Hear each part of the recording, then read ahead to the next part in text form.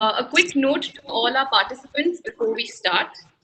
In order to minimize the disturbances, we have kept all participants on mute. But please do send in all your questions via the chat box. We will be taking up all questions at the end of each session. May I now request Samiksha to please start the session?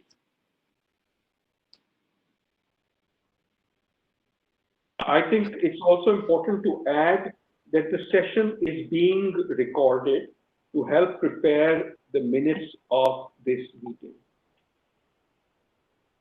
Yes, sir. Thank you for that. Vic, can you share the screen, please, for the presentation? I'll just start by telling us the background for this study that we did. The webinar today builds on a research project that we've been doing.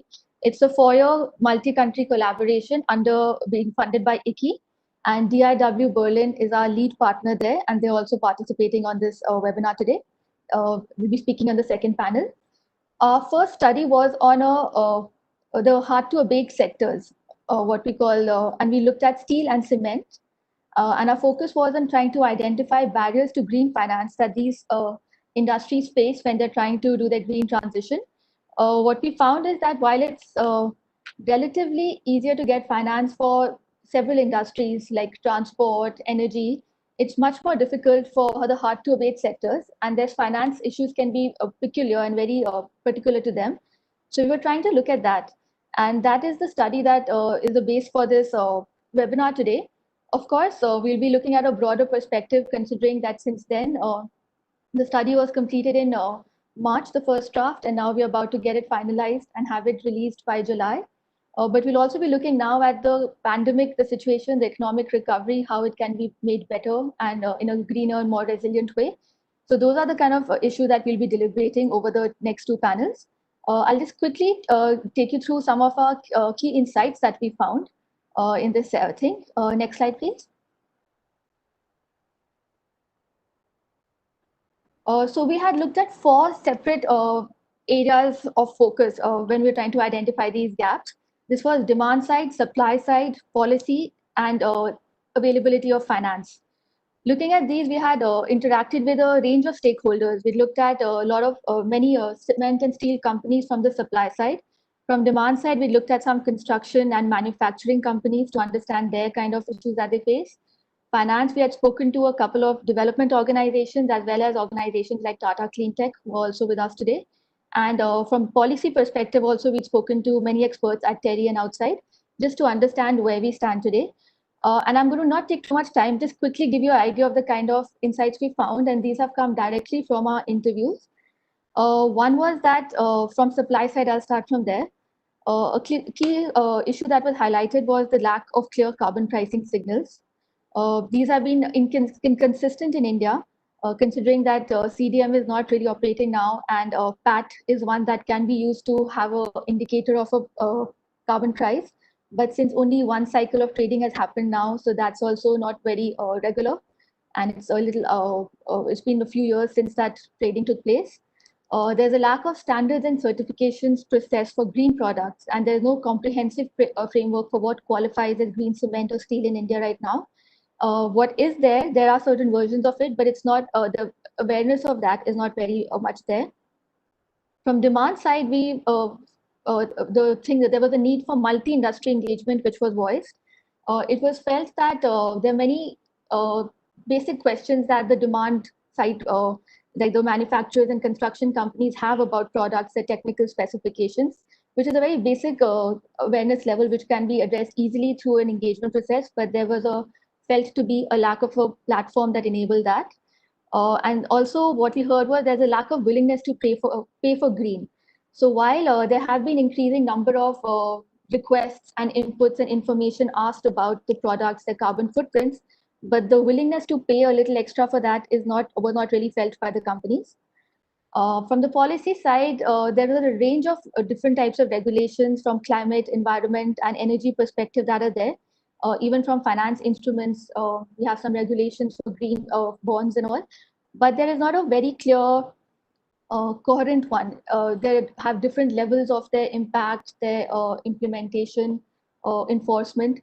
So this was another weakness that was found. And finally, from the finance side, Besides a few niche organizations that are there, for the rest of the finance side, especially considering steel and cement, the capacity to assess green, the profitability of it, the risk perspectives was not very strong, and that was another gap that was found. So these are just a few of the things that we heard, and we look forward to discussing these over this first panel. Just to quickly go over to the next slide, where we have the key points of deliberation that we'll be looking at the first session. These are what we are hoping to have a discussion on. And with that, sir, I'll pass it on to you, Dr. Ajay Mathur.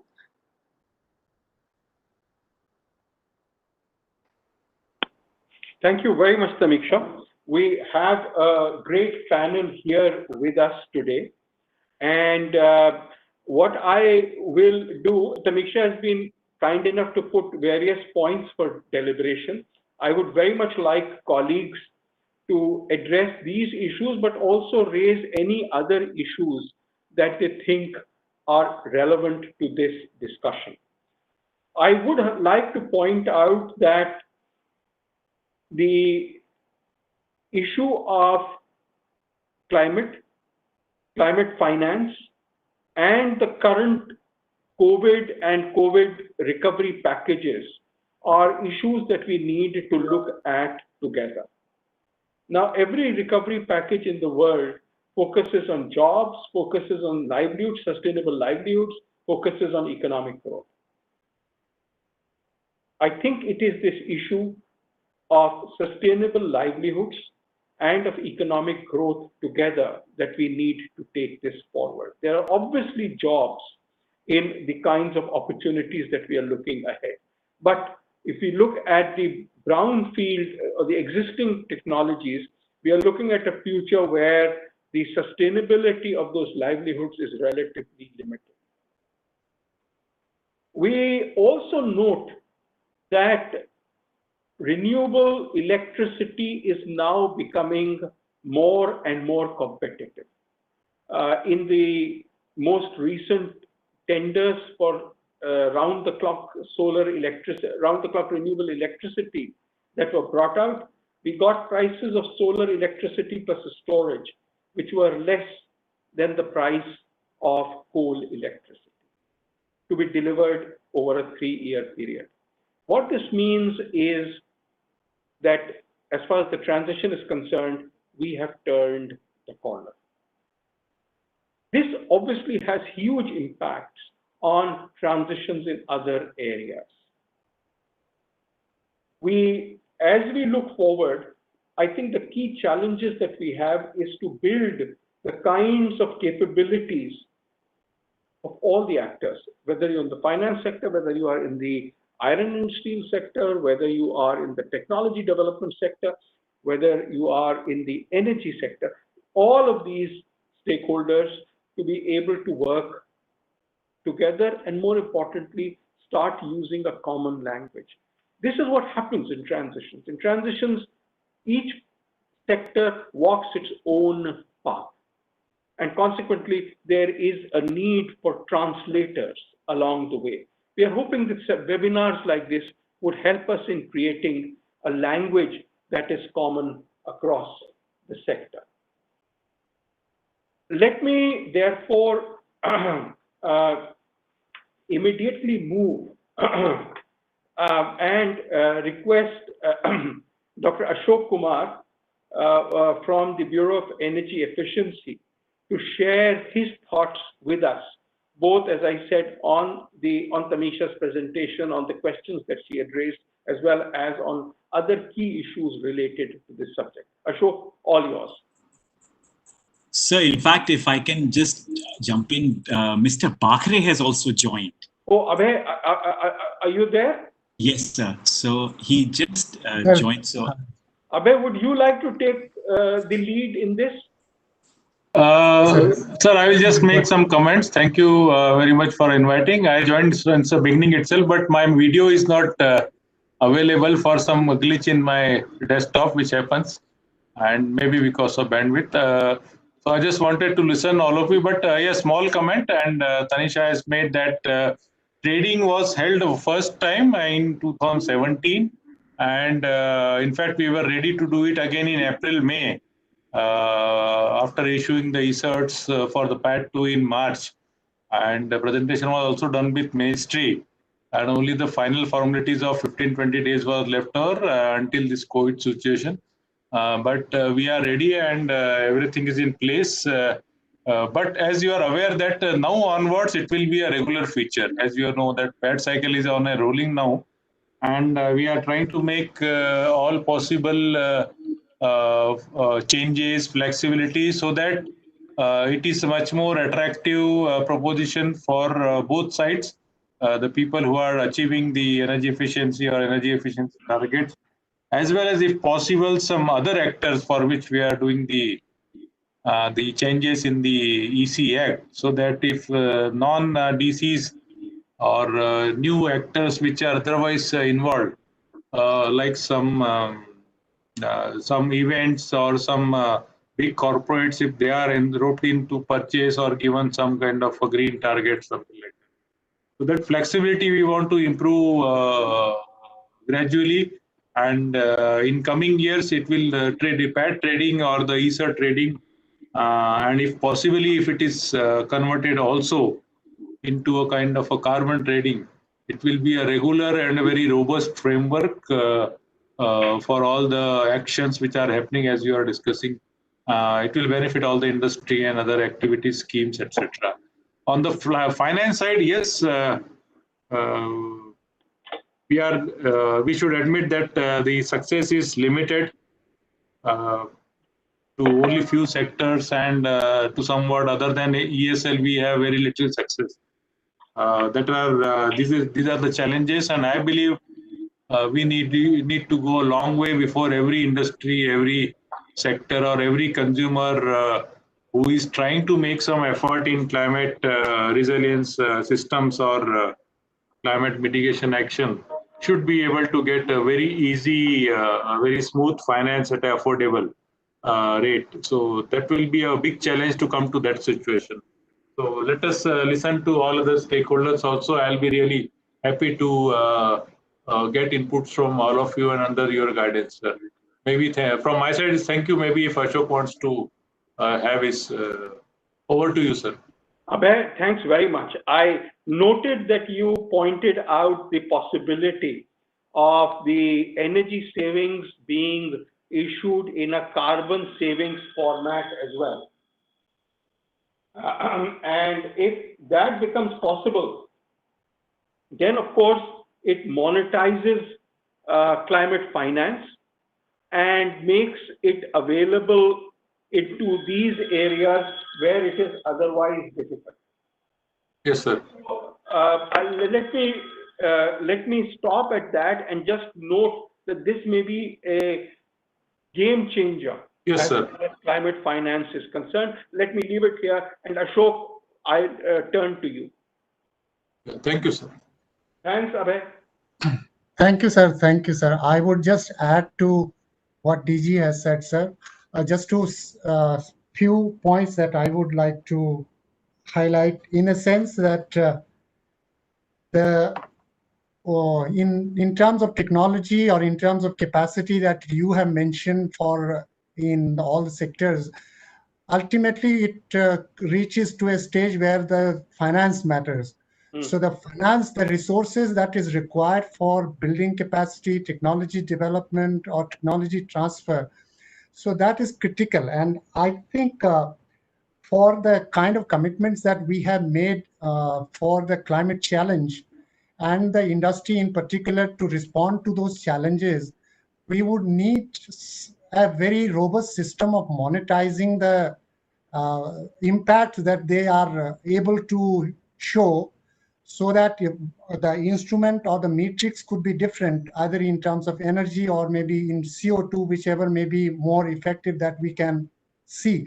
And I think some of the concept that has been explored in this concept paper, like in the view of the structured mechanism is not there in place for now, and many of the nuances of carbon tradings are yet to be finalized, particularly in the international market.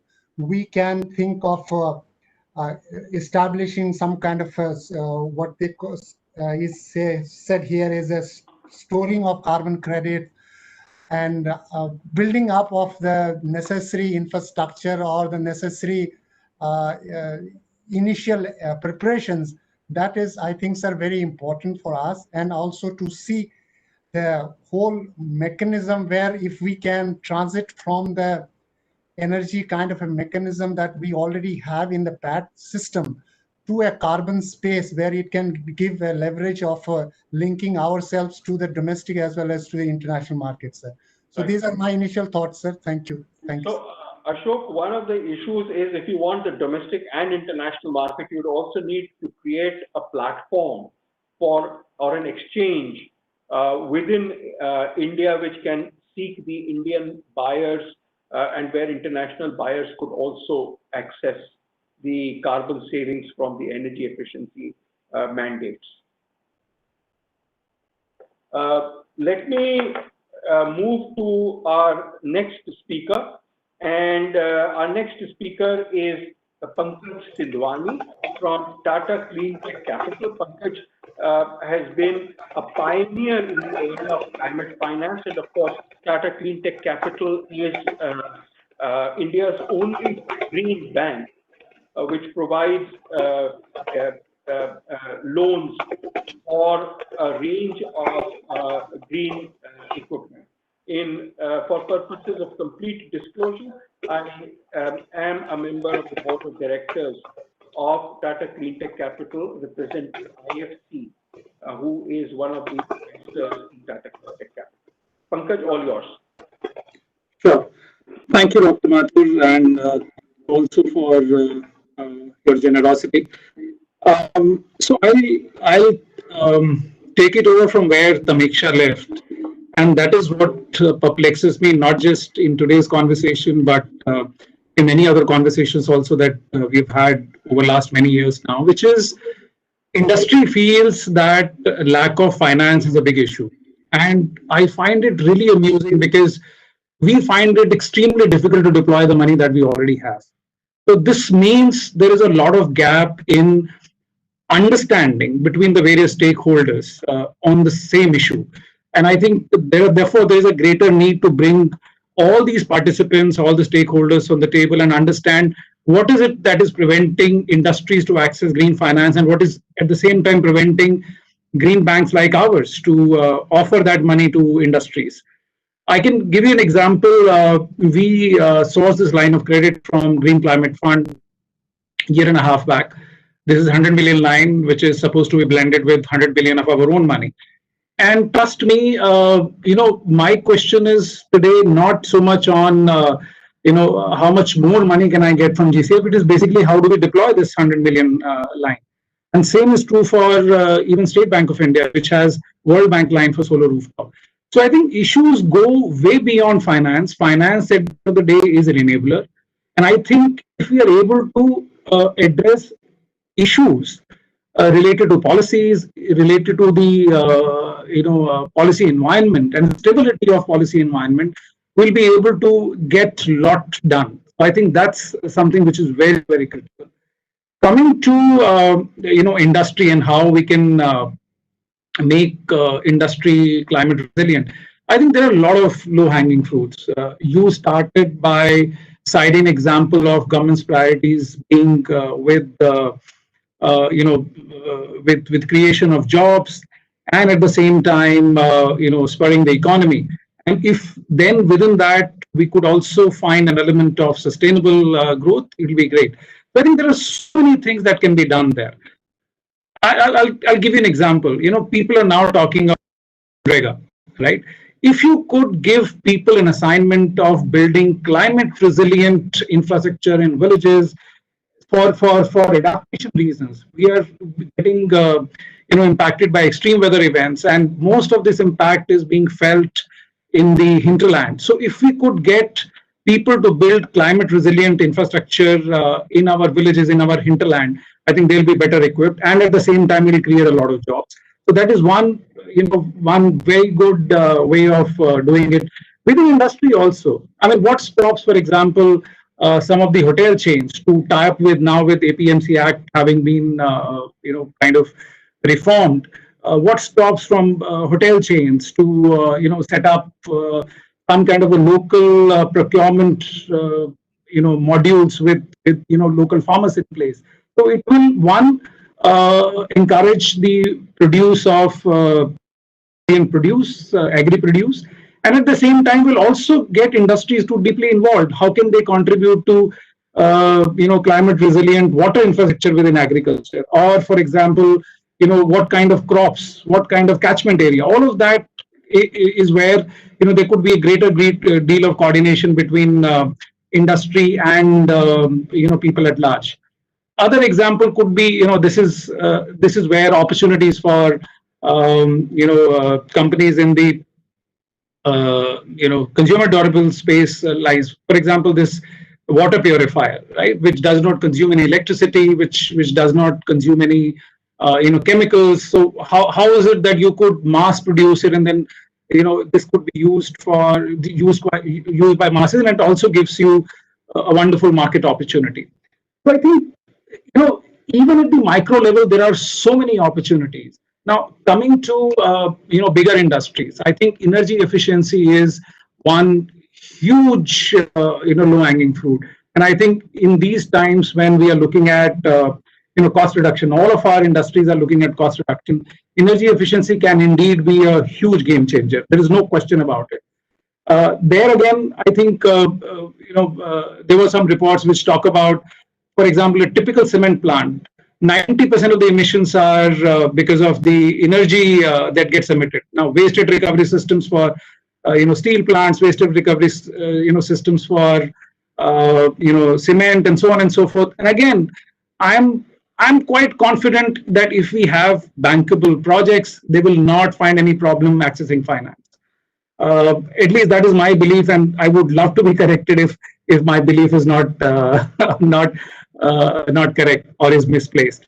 So energy efficiency, of course, is, Dr. Mathur again alluded to the fact that renewable energy is quite cost competitive now, and it is indeed a fact.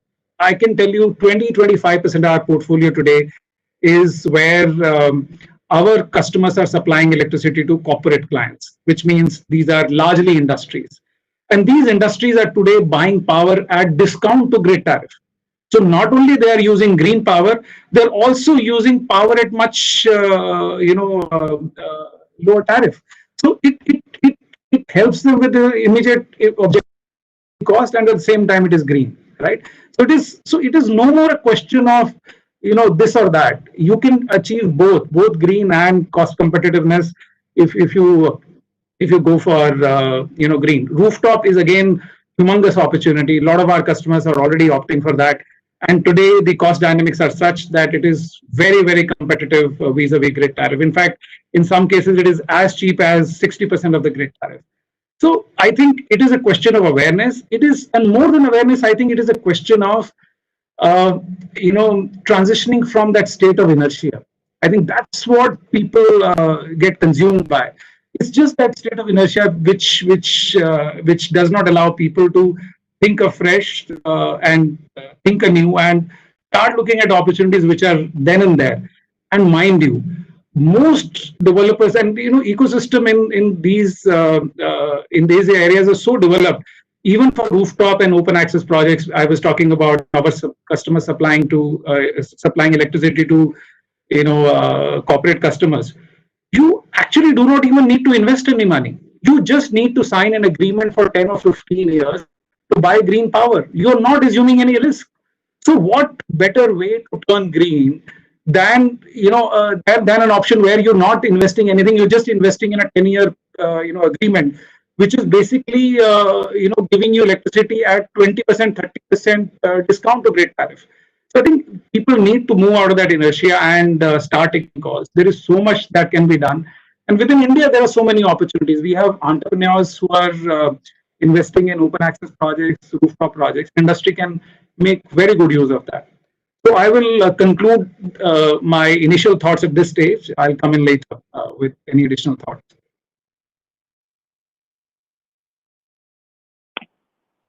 Pankaj, I'm actually delighted.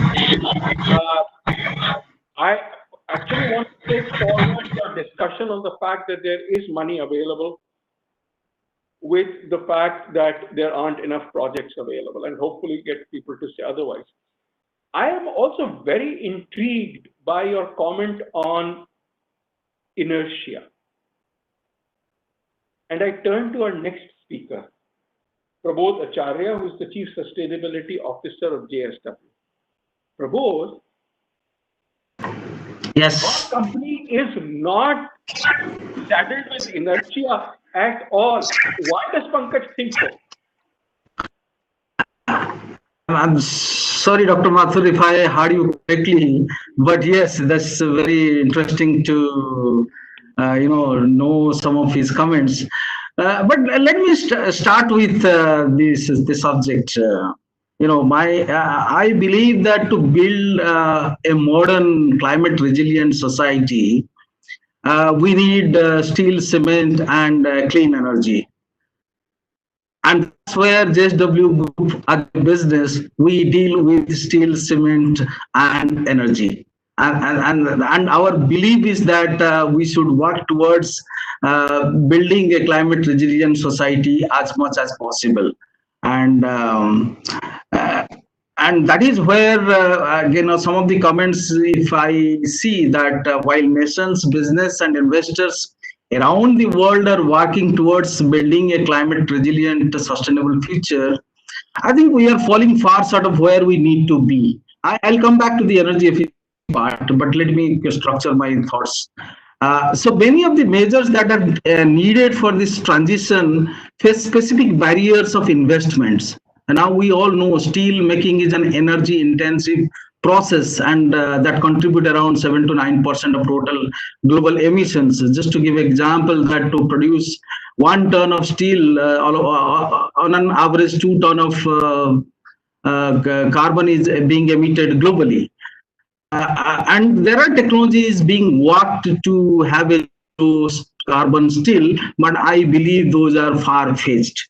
But in the far-fetched means that it requires substantial investment in developing research and developments.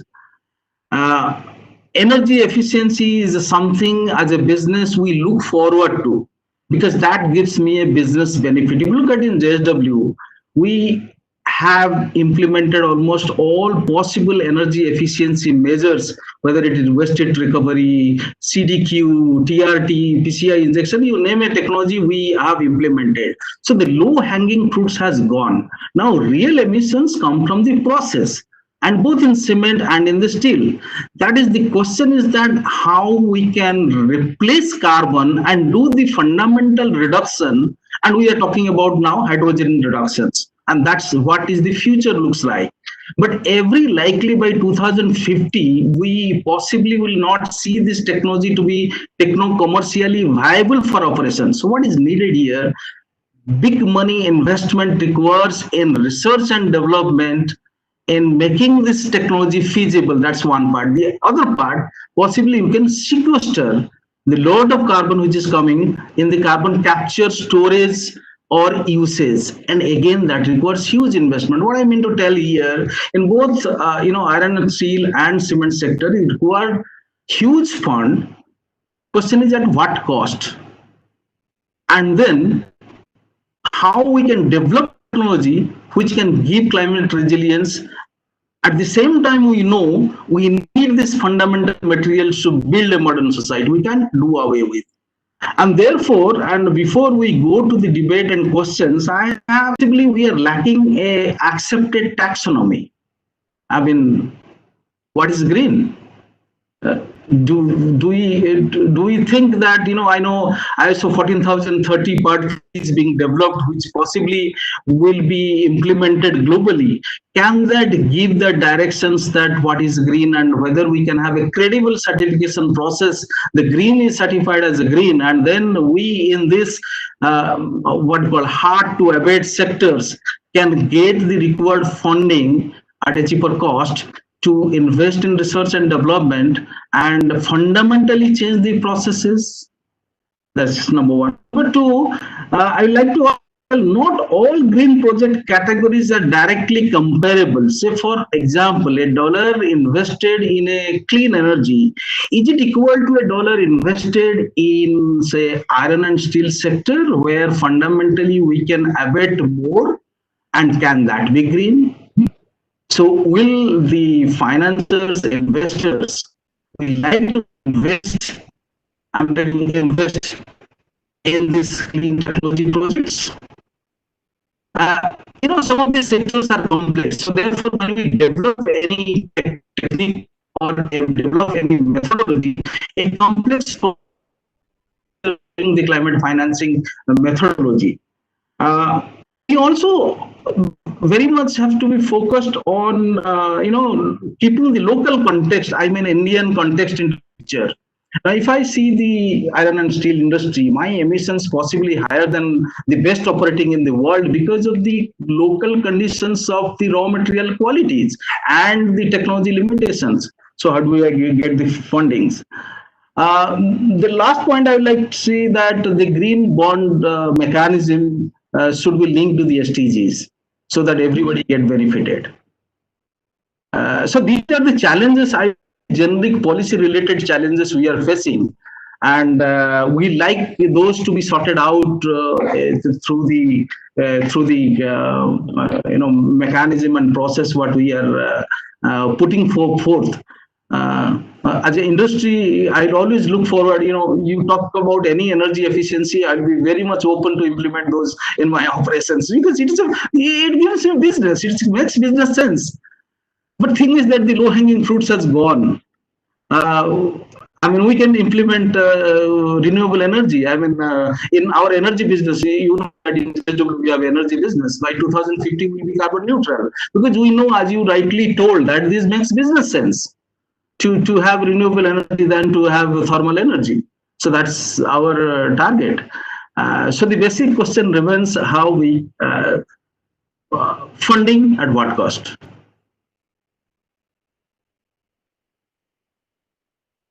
Sorry, I'm able to hear you. Acharya, I'm sorry, I was muted. I will push you on each of these issues, and particularly, I will come back to you later to address this issue of, the fact that renewable energy has become inexpensive is because of the scales. It has increased, and therefore it has become cheaper. There have been some people who have been leaders in expanding. There are other people who will now be followers. And therefore, we need a mix of leaders and followers in this. And I wanted to have your thoughts on what makes a leader. I will move to Peter Thiel and then to Dipankar Ghosh. I'll also pass two questions that have come. One, I think, is for Mr. Bakre and Dr. Ashok Kumar, which is about will the conversion of e-certs to carbon credits also accompany fungibility to REC credits converted to carbon credits and voluntary carbon credits? So that's one question. And the other question, interesting question, is what do bankable projects look like? We will address these as we come into the question and answer session. But now let me move to Peter. Peter, all yours. Thank you very much for inviting me to join this seminar. So I was going to explain a bit what the European Union has been doing recently with regards to finance, and particularly with regards to finance for the energy transition. We've been doing a lot for two reasons. One is that the European budget is decided in 7-year periods, and we're just at the beginning, or we're negotiating the next 7-year period. So this is, to some extent, the money allocations made for quite a long period of time. And this is added to that, we have the COVID crisis. And clearly there has been a massive effort to address the immediate health needs on the one hand, but also to attenuate the economic effects and indeed to re-stimulate the economy in Europe. So finance has been discussed for most of this year, and indeed will occupy a disproportionately large amount of time, months. Now, the question at the beginning was the policy gaps. What are the policy gaps in respect to financing the transition? Well, basically, the European Union has, to some extent, been trying to develop a series of instruments that both stimulate the leaders or enable there to be technology leaders. But there are also, one must remember in every economy, the laggards as well. You mentioned indeed the leaders, the followers, and I would add a category, which is the laggards. The European Union has been trying to address the laggards. I will concentrate a bit on the laggards, if you allow me, and Professor Delbecq will pick up on the leaders later. But basically, the EU is turning its attention to the laggards because there is a growing consciousness of there being losers in the energy transition. Of course, these are industries which are perhaps very dependent on coal or fuel such as that. Most obviously, coal mining industries are. There aren't many substitutes for them. So what the European Union has done, both in its budgetary for the next 7 years, which are both of its proposals for the next 7 years, and in respect of the COVID recovery plan, the European Union has created a Just Transition Fund, which is really big. We have, what happened in the context of the EU budget is that 10 billion euros have been allocated to the Just Transition Fund.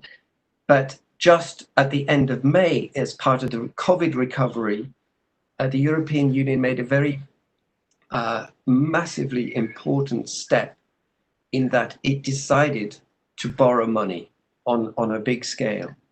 So far, you must know that the European Union is obviously it's a multilateral body, but it has spent the money that's been given to it by the member states each year, and what is not spent is returned eventually to the member states.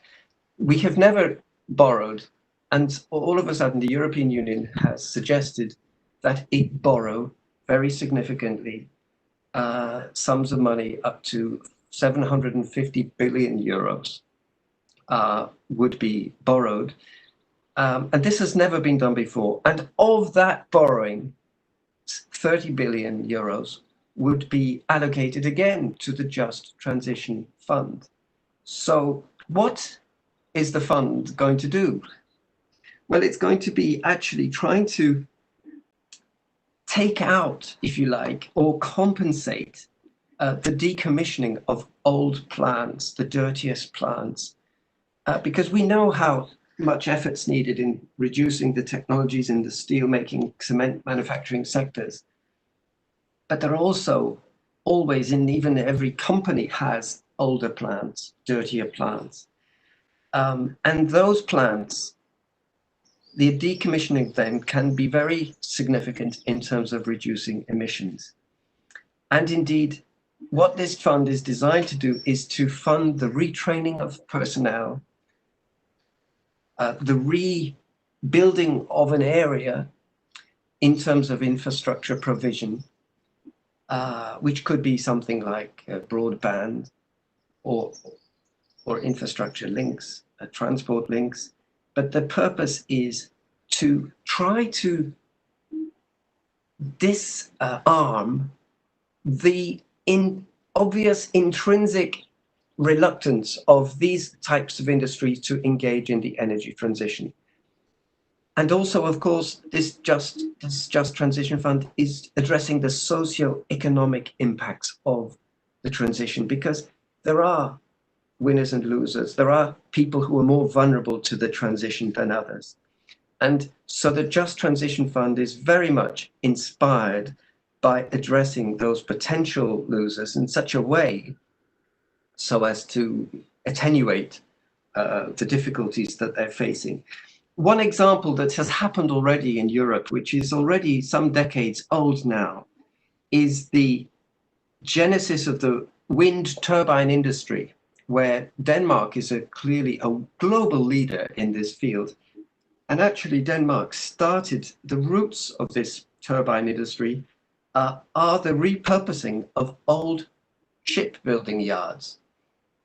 So it's an example that's already several decades old of a renewal and a rebuilding of a new industry on the foundations of an old.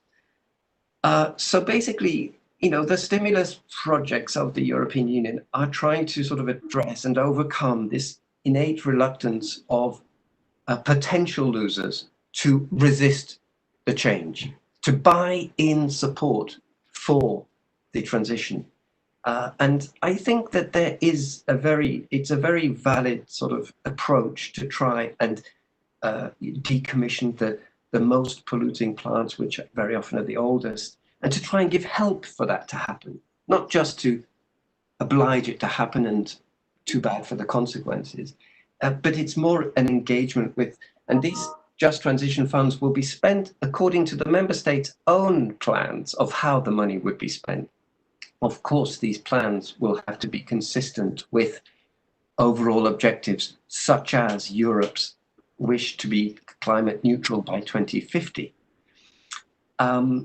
And there is a principle throughout the Green Recovery Fund that none of the financing should harm the sustainability agenda that the European has, which was recently made explicit in something we call the European Green Deal.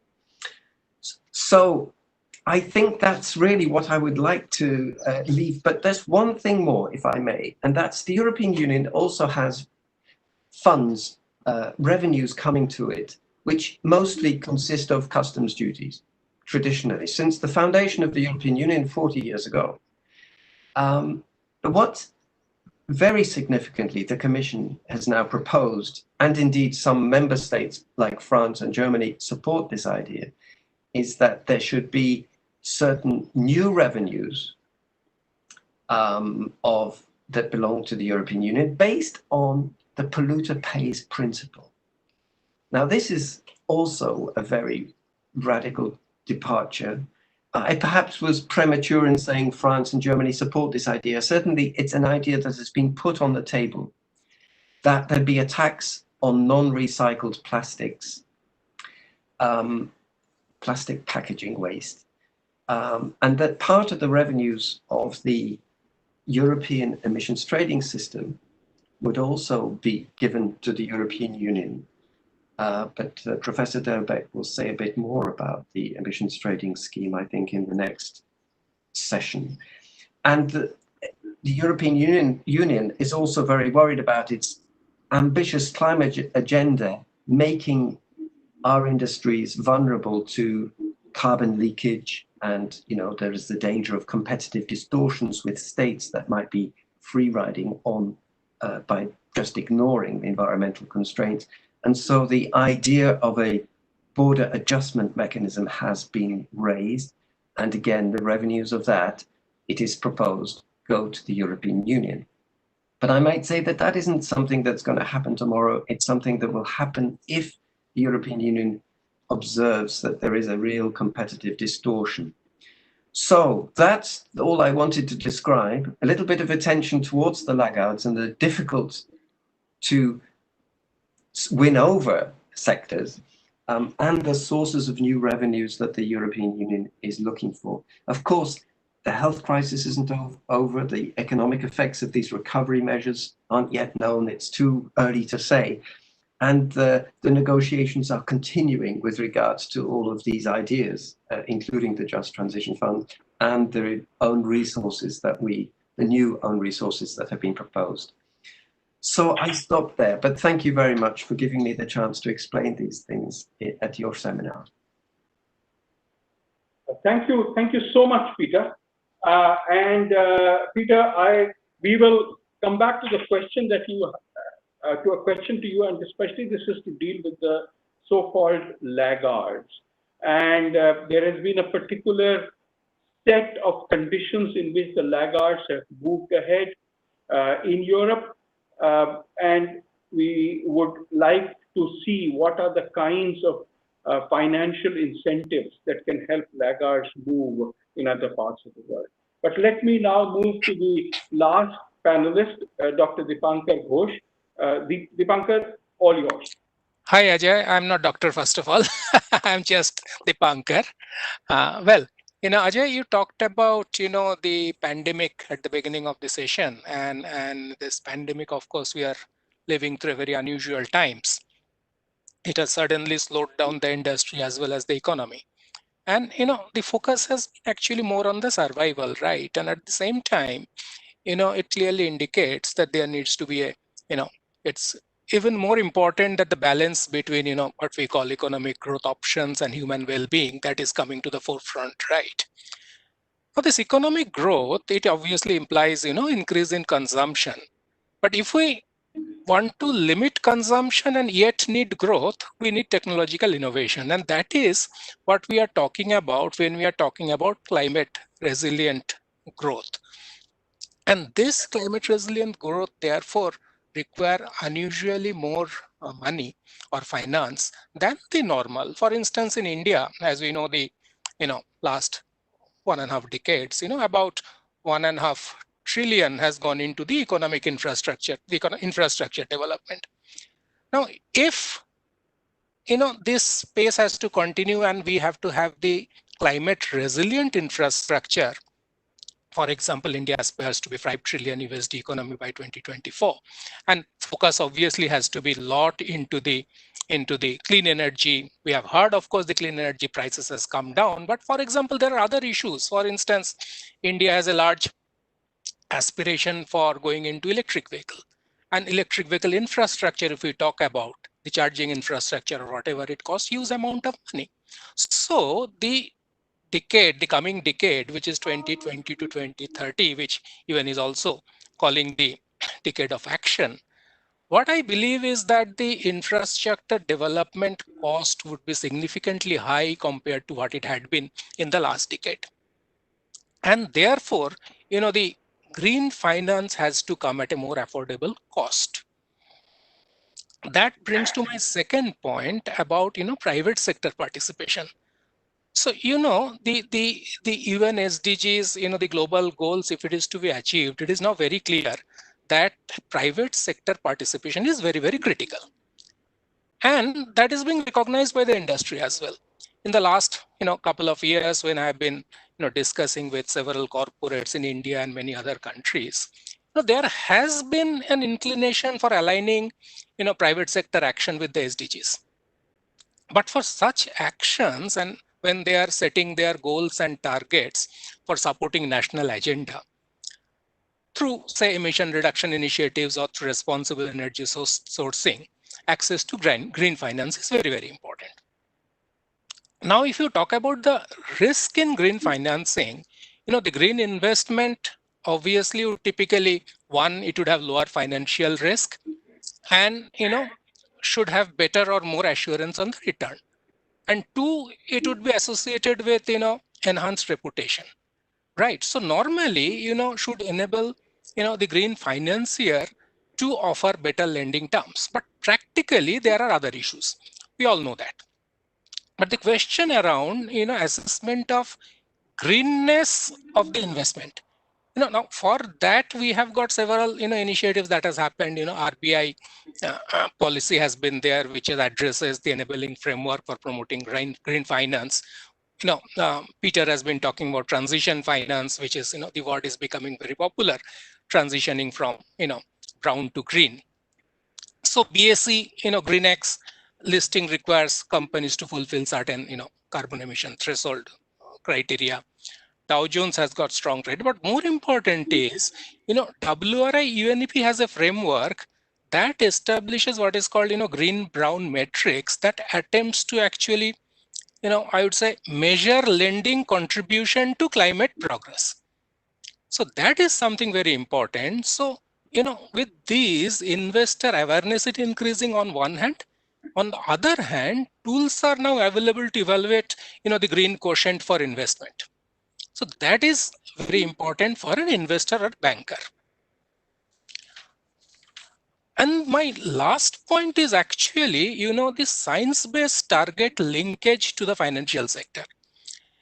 The large capital which is needed for brown to green transition is motivating, obviously, the financial sector to leverage on a new business opportunity. Two drivers, obviously, one is the global alignment to limit the temperature rise to 2 degrees centigrade or 1.5 degrees centigrade, which in turn is pushing companies to set science-based targets for themselves.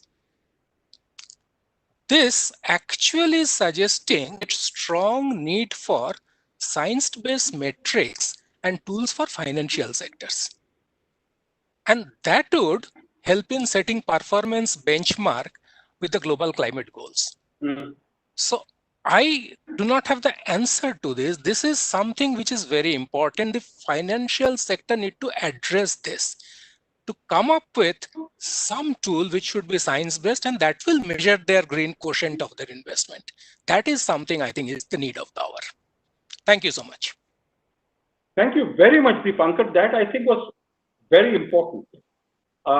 We have had a set of interventions from all our panelists.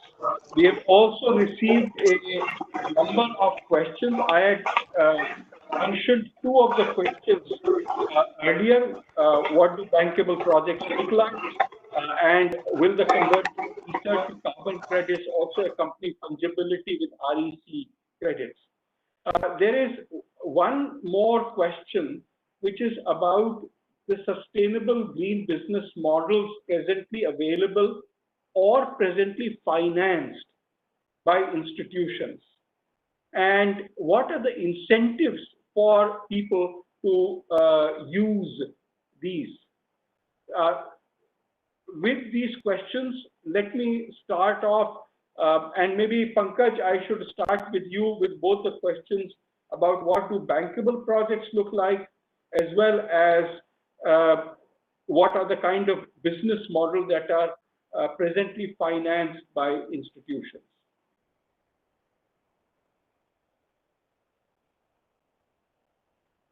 Yeah, thank you. Both are good questions.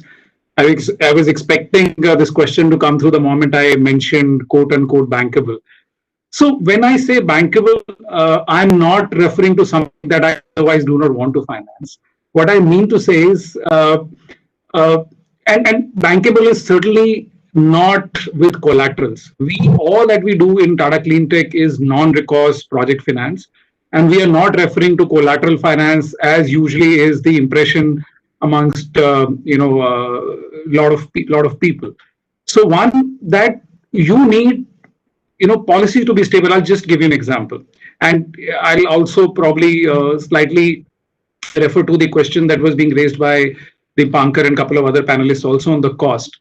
See, even with current debt costs in India, project with the tariff of ₹2.44 is making good equity returns for the equity investors.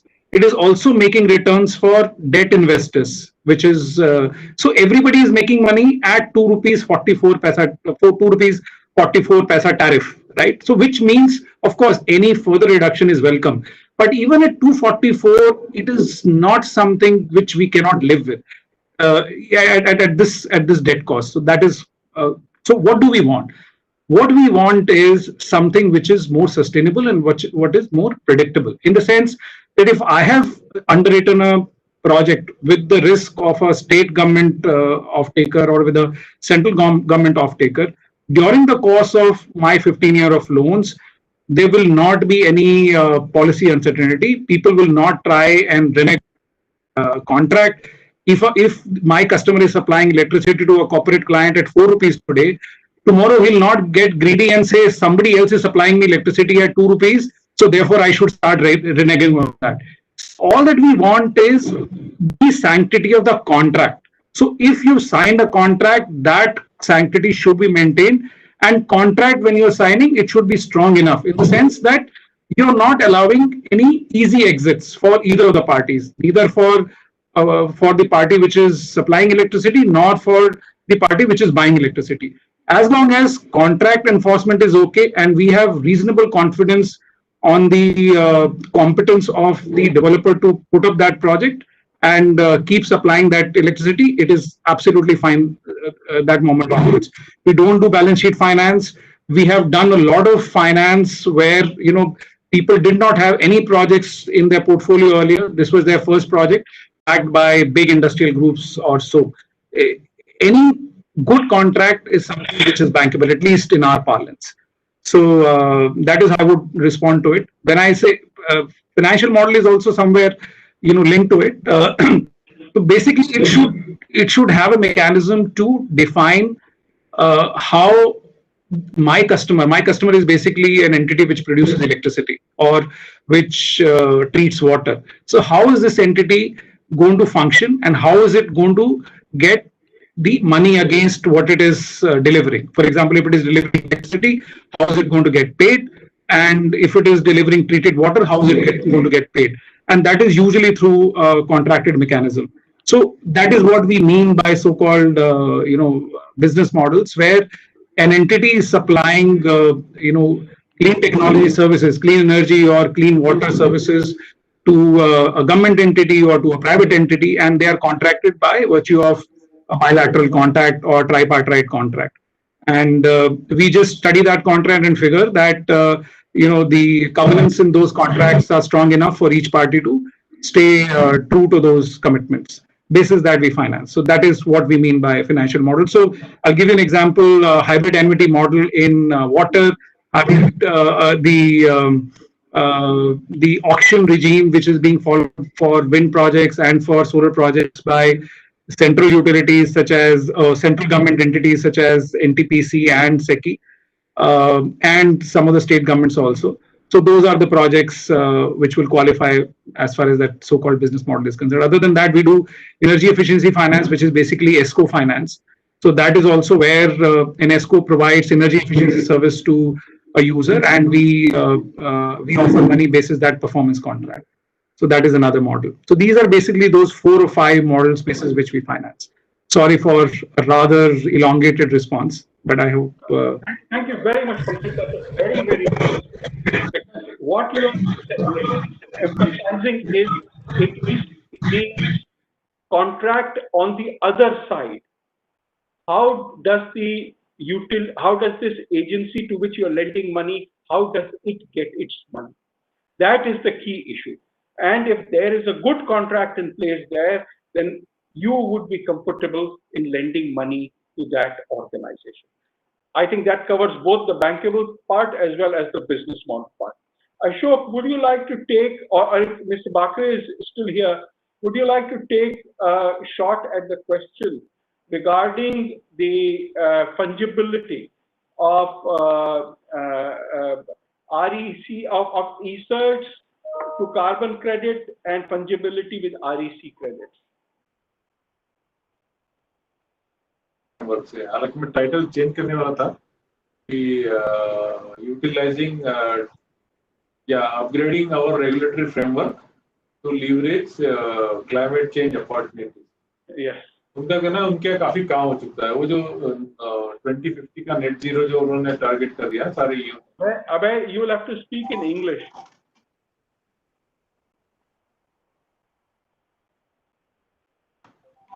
Hello Hello, Abe, go ahead. Sorry. Hello. Yeah, Hello.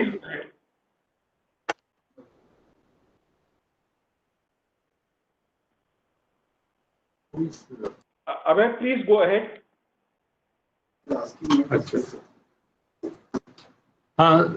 Thank you, sir.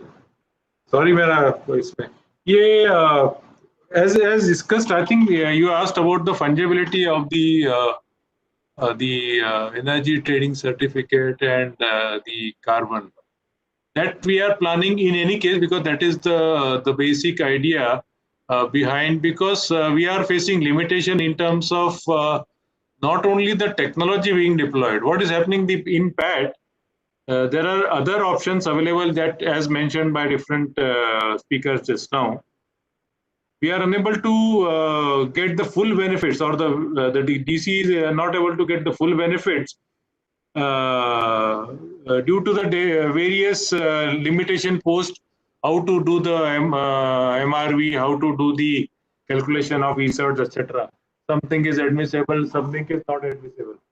Now, by putting such limitations, consumers are not free to go for the best available technologies and maybe with a long-term vision. The second thing which I believe is that whenever we issue the energy trading certificate, it is a kind of a one-time achievement for him, and it actually improves his bottom line. So his baseline exceeds.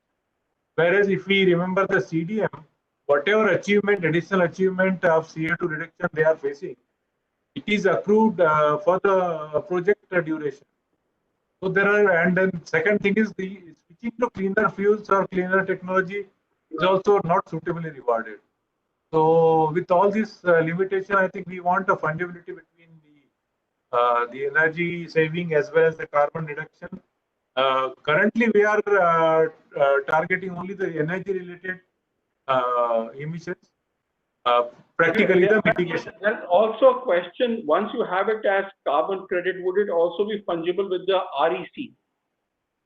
We are trying to have it. Definitely, the purpose is not only REC, even I think now they are talking about the HPO, the hydro obligation also.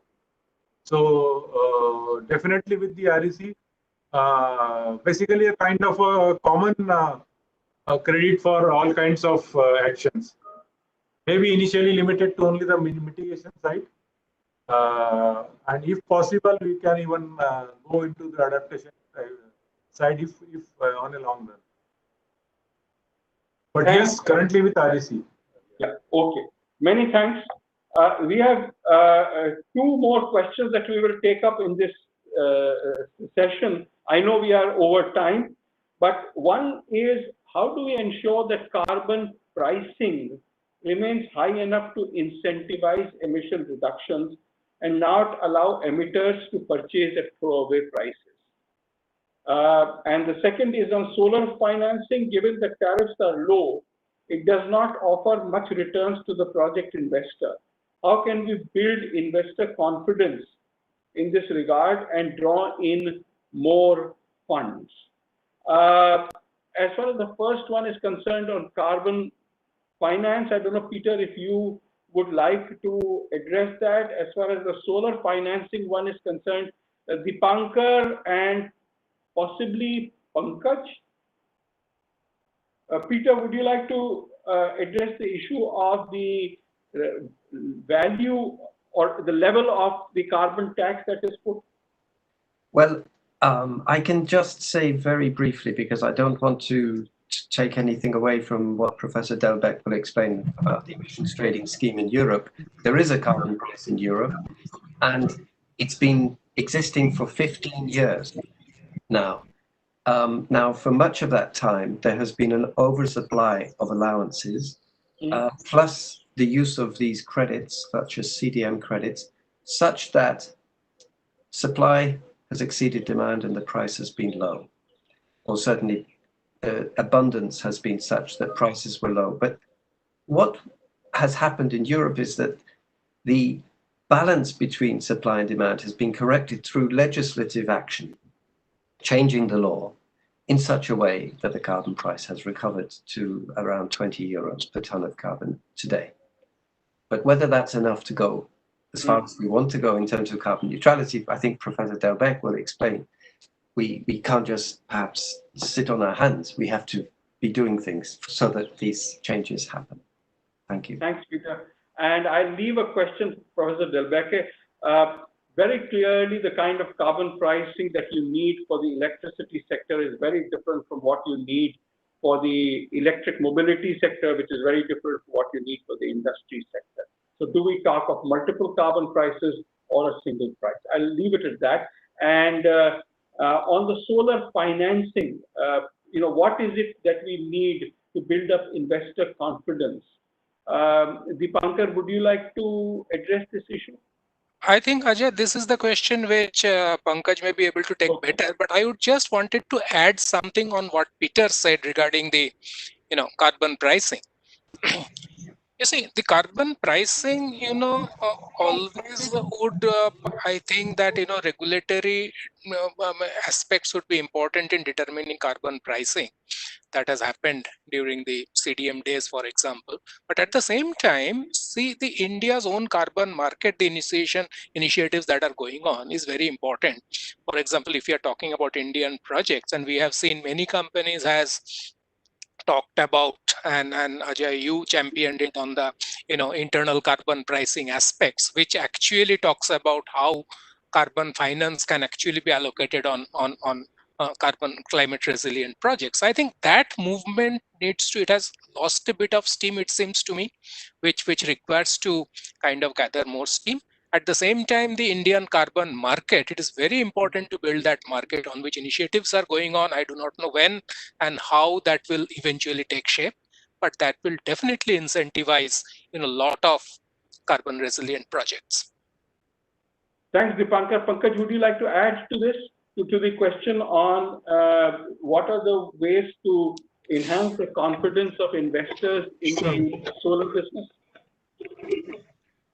Sure. See, one, as I said, even at lower tariff, people do make returns. The only difference is when tariffs were higher, there was another investor class. When the returns are relatively low, there is another investor class. We need to bear in mind that India probably is one amongst very few markets which offers the kind of scale it does. So there are a lot of investors which are ready to compromise a wee bit on returns, but in return they get the kind of scale no other market offers. So therefore, if you see when this solar market started in India, it had smaller players with smaller capacities. Thereafter, private equity players came in, and thereafter strategic players have come in. And now you have SoftBanks and Spring and others, many bigger entities, GIC and others. They are investing a great deal because they are okay to, at least on a portfolio level, live with relatively lower margins, but with the big scale. And also we need to balance it with India's requirement of cheap power. It will be truly competitive with thermal power only once it is very, very cost competitive. So India will continue to need tariffs to go down. And I think because of the scale that India offers, it will continue to attract that class of investors who are ready to invest even at relatively lower returns. I think at the portfolio level, they will still make reasonably good returns vis-a-vis the returns they are able to make in other markets. Thanks very much, Pankaj. We will end this section here. I think there are two strands that we are capturing, and I think one of the strands is about the fact that there is a climate financing market.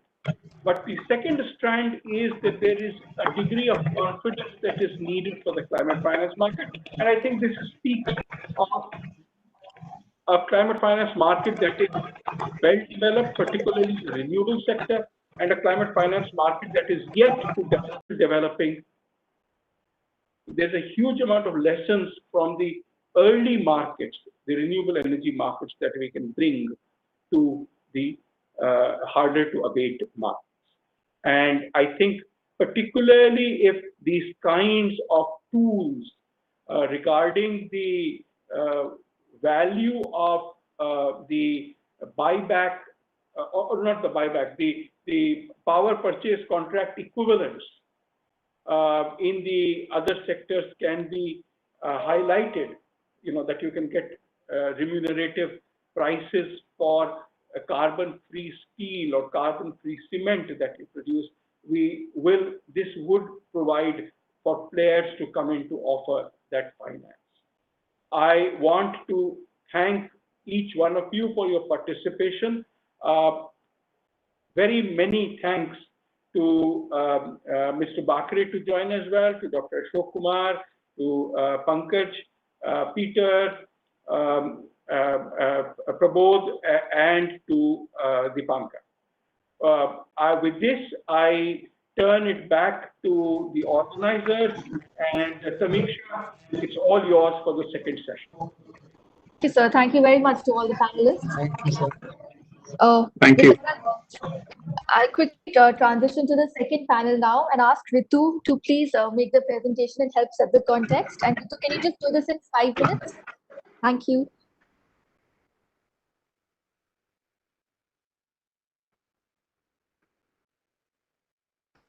Good afternoon. Can you all see the screen? Yes, we can. Okay, great. Well, very quickly, in her earlier presentation about the study that we had carried out regarding transition in hard-to-abate sectors and what were the larger barriers in achieving this. Just to quickly move on to some of the recommendations that we found after thorough discussions with several industry experts.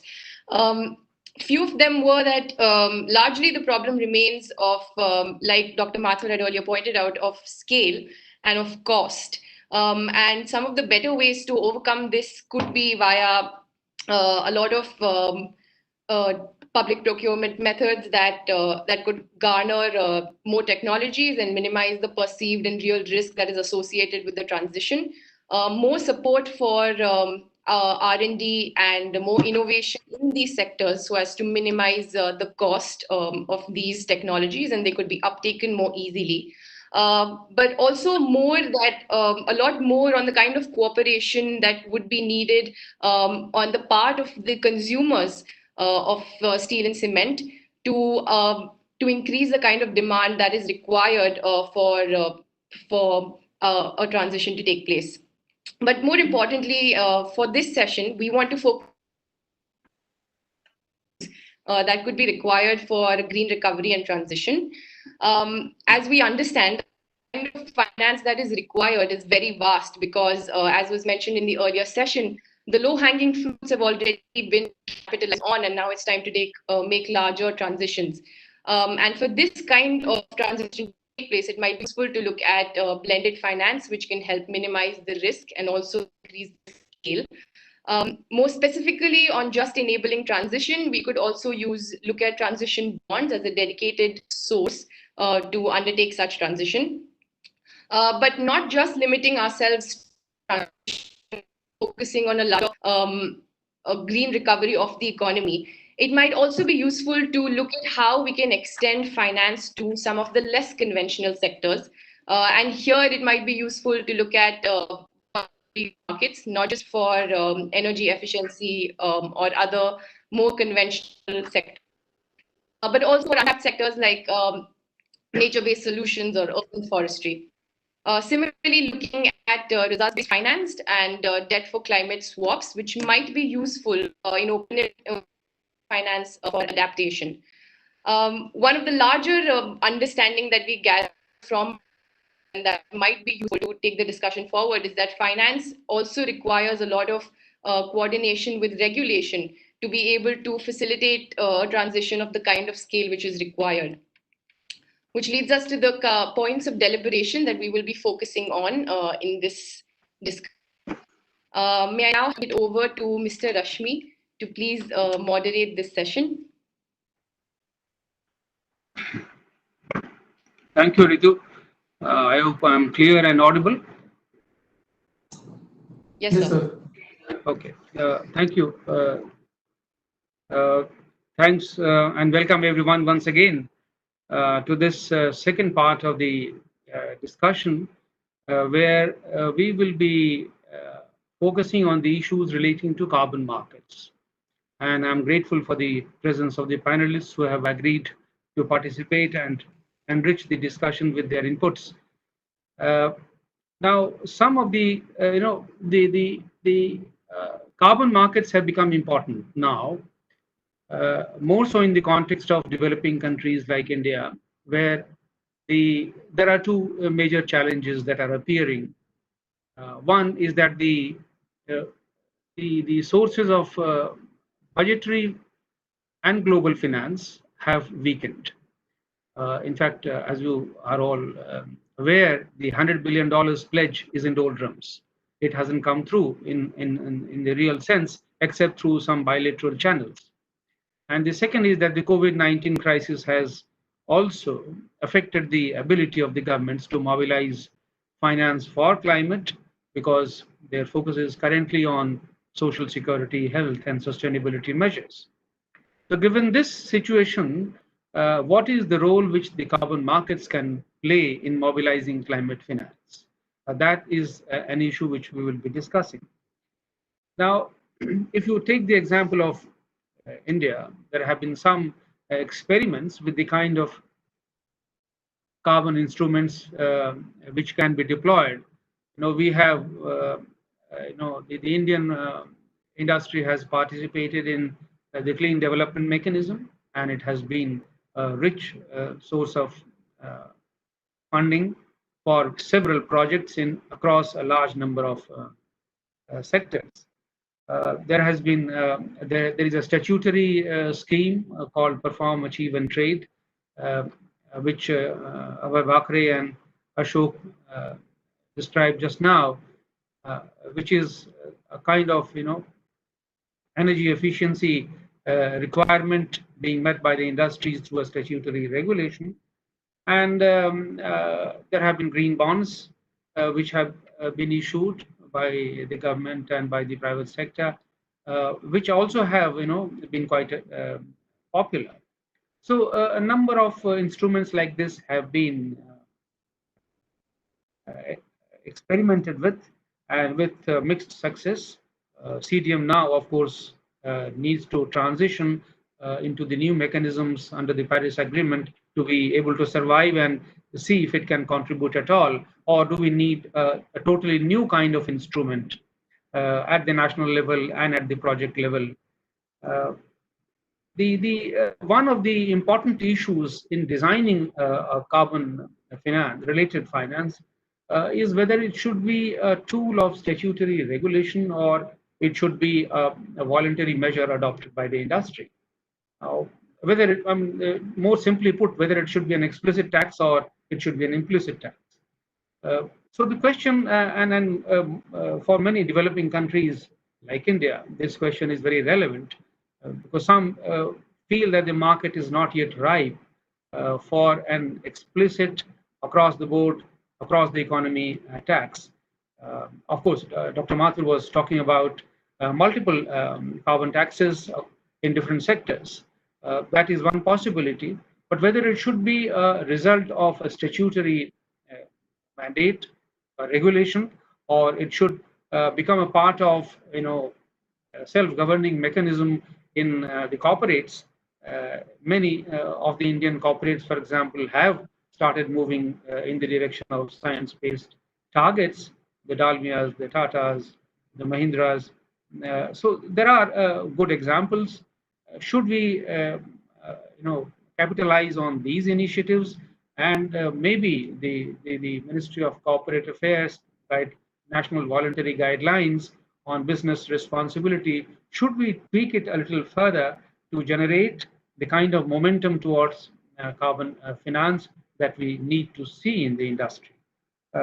So I'll leave it here and then request the panelists to come in. We have 4 distinguished speakers today: Dr. Carsten Neuhoff from the German Institute of Economic Research, is Mr. Damandeep Singh, Director of the Carbon Disclosure Project in India, Professor Ilyas Dalbeek. He needs no introduction. He was the first DG Klima of the European Commission, and he's a renowned and a very well-known face in this arena. And Dr. Chandrasekhar Sinha, he is an advisor of the Climate Change Group in the World Bank, and we'll be looking forward to the inputs from all these speakers. So first of all, I would like to invite Dr. Carsten Neuhoff, who is the head of the Department of Climate Policy in the DIW in Berlin. Over to you, Dr. Neuhoff. Hello, and thanks very much for the invitation to join.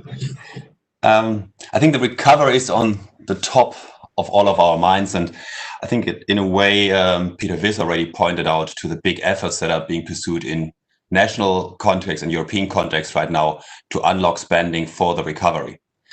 We've just interviewed more than 20 of the big European or companies active in Europe, the management, to ask what kind of investments they think they can pursue in the next few years as part of such a recovery spending support in steel, cement, aluminium, and plastics. And I think it was a fascinating moment to see companies that tended to argue we have to wait till 2030, realize suddenly there is cash available now in the next few years that might not be available later on anymore. And so we try to add up the things towards climate neutrality that they are proposing that would add up to almost 30 billion of additional investment being pursued in the next few years in basic materials towards climate neutrality. A lot of this in clean production processes for these materials, but even more so in enhanced recycling, sorting of materials, new processes to recycle materials, which help to make the value chains resilient, reduce the energy demand of the overall process, and address the further sustainability objectives that we tend to have in mind as well. And I didn't go into the study together with the European partners with any idea of looking at recycling, but it came up from all the companies that used to argue it's all the clean production process, but that realized that many of the options on enhanced recycling are elements that can be implemented on a quicker manner and also kind of will be far more relevant in the long term, because just shifting to climate neutral production processes will be so energy intensive that in Europe we will struggle to serve that energy demand. And so that was not really a viable business case by itself, while the combination does make sense. We then asked these companies, so what do you see as the main challenges for that implementation? And I think much of that kind of relates to what Tamiksha pointed out from the Indian study. And I think it's a nice way of structuring how to kind of look at finance mechanisms and elements to address this. The top challenge everyone was facing, 90% of the respondents said is that one of the top 3 priorities is making the climate-friendly processes and materials cost competitive with conventional materials. We will see basic materials in a climate-friendly manner will, I think, inherently remain more costly.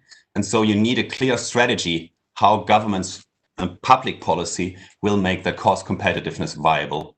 A full cost internalization, the carbon cost needs to be fully internalized. If that is not the case, they don't see a strategy for themselves as a private company to take this forward. I think it partly responds to this question whether it's self-governance or public policy that is required. And I'm glad that in the European context, the new Commission has really picked up this point and said we need to find a way of kind of ensuring full carbon pricing.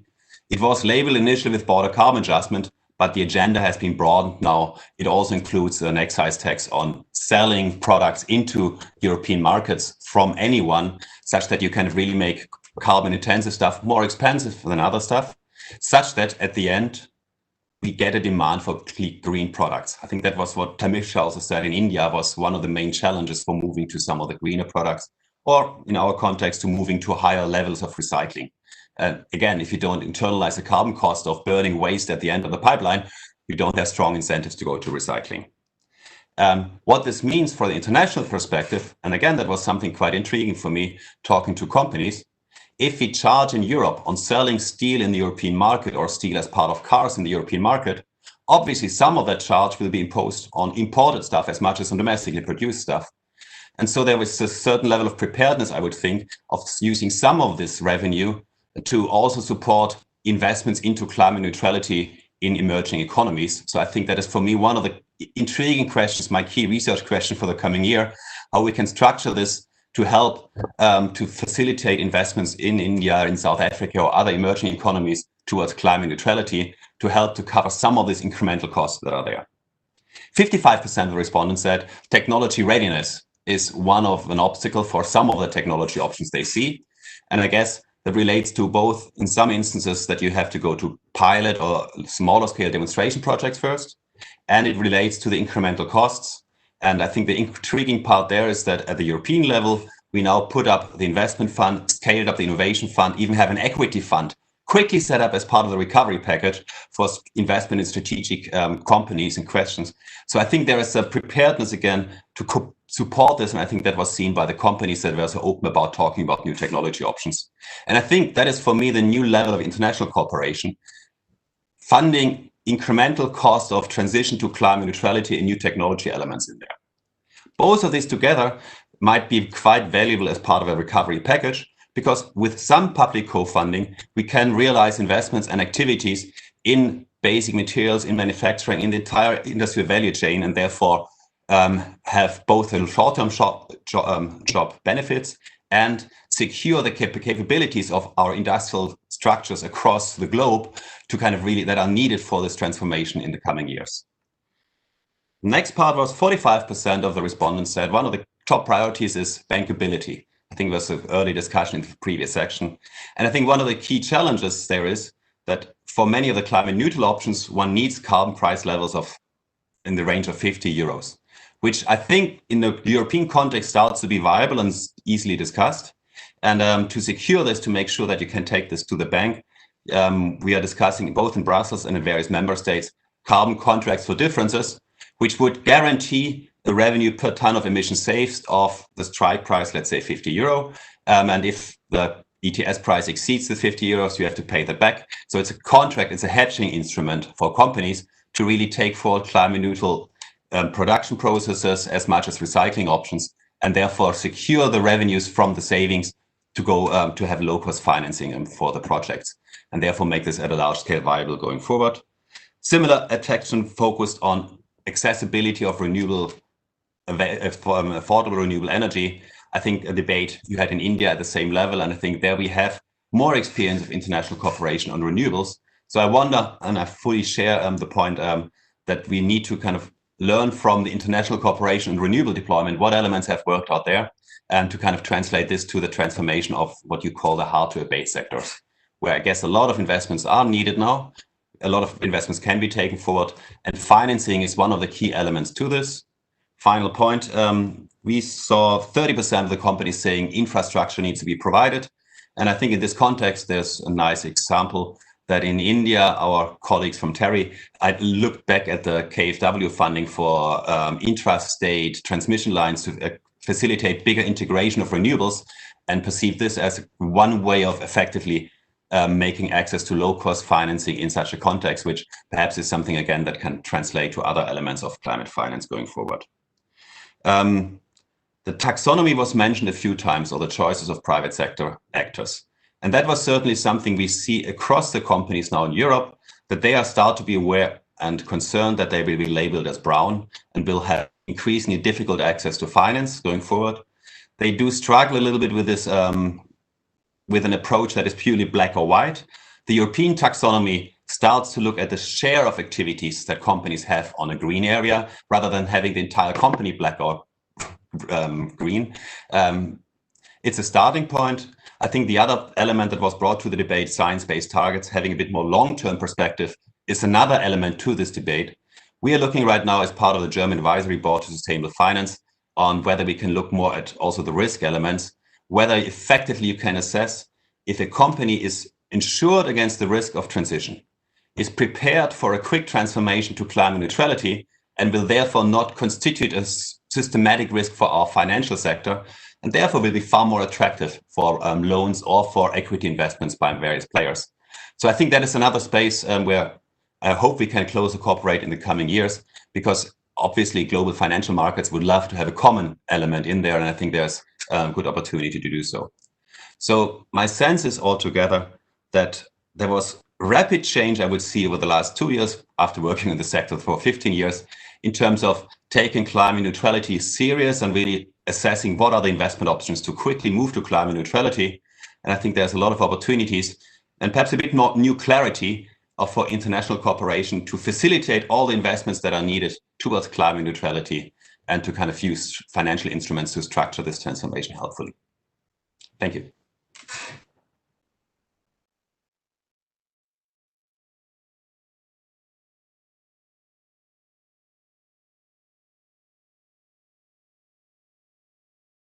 You're muted. Yeah. Thank you, Dr. So thank you very much for your excellent inputs. You talked of, based on the survey of your respondents, you said they categorize the key issues as the technology readiness, the bankability, the infrastructure investments. So these are some of the key areas where further investments need to come to be able to propel us towards climate neutrality in future.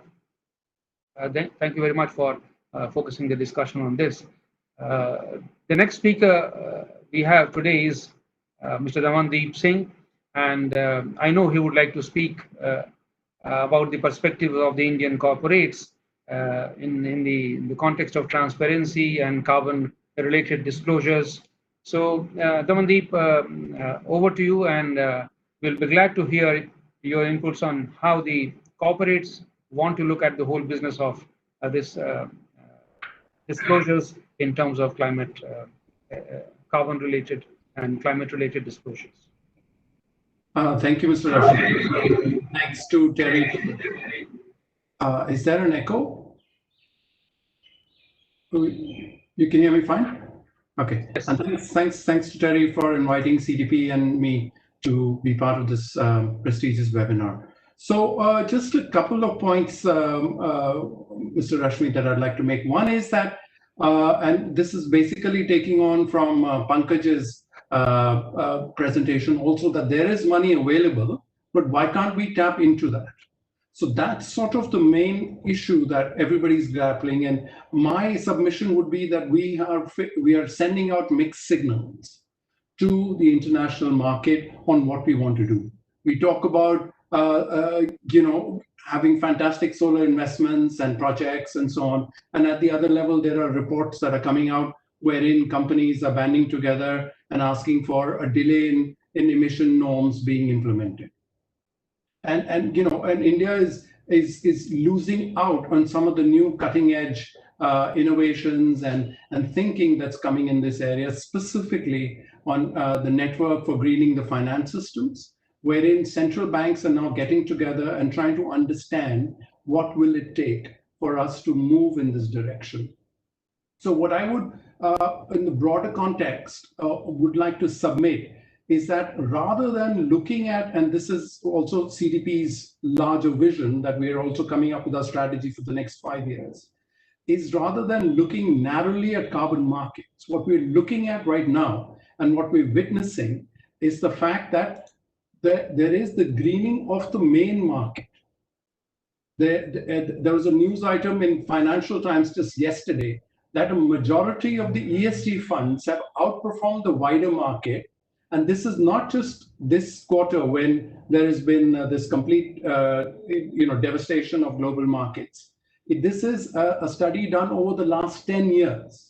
So over the last 10 years, there has been money that's actually, investments are making more money from going into greener companies than the broader market. Why isn't this happening? Why is this still so small? That's the main question. And this is, we had a global launch where we had the head of HSBC's global finance, who spoke about that, ESG investments are right now just 2 or 3% of the global financial systems. They need to grow and to become, at an exponential rate. They're growing really fast. And we can see growth in India as well, including the new fund, EQ, Vendus, and there are, I believe, nearly $6 billion in ESG funds. And these are not just companies that are looking for green companies. These are funds that are actually looking at promising companies and helping and supporting them in moving up the ranks. We're in active discussion with them to move and to find out how best to achieve that. So what we firmly believe that transparency is the foundation for meaningful climate action, and that the other major element that will drive action is the Task Force for Climate-Related Financial Disclosure, which is, we firmly believe that when accountants get into the picture, then companies will act. So these are reporting mechanisms for climate risk that companies will be required to do so in not too distant future, wherein they will be asked to report their climate risk as they report their financials every quarter. So it may not be every quarter, but they're trying to integrate the reporting of climate risk into financial reporting. The clearest example of this comes from Chris Horn, who runs the hedge fund TCI, which also owns SIF, which is a major global philanthropic organization. And he says that companies that do not disclose climate risk, and he likens them to companies that are hiding their balance sheet. He also wrote an article in Financial Times in December, which says hedge fund TCI was to punish directors over climate change. He, in that article, called out and warned Airbus, Moody's, Charter Communications, and other companies to improve their pollution disclosure. In that same article, by the way, he also called out BlackRock and accused them of greenwashing. And this January, we had that famous letter from Mr. Larry Fink asking companies to disclose their climate risk and working in that direction. So there is a greater movement that is happening, and there is a turn that's happening with the financial institutions that are working with those. We also are working with companies. I'll just give you a short example. Just last week, I was on a call with a major investor and one of India's top corporates saying, why aren't you disclosing on water? They were already disclosing on climate change. Now they're asking and driving more action on water.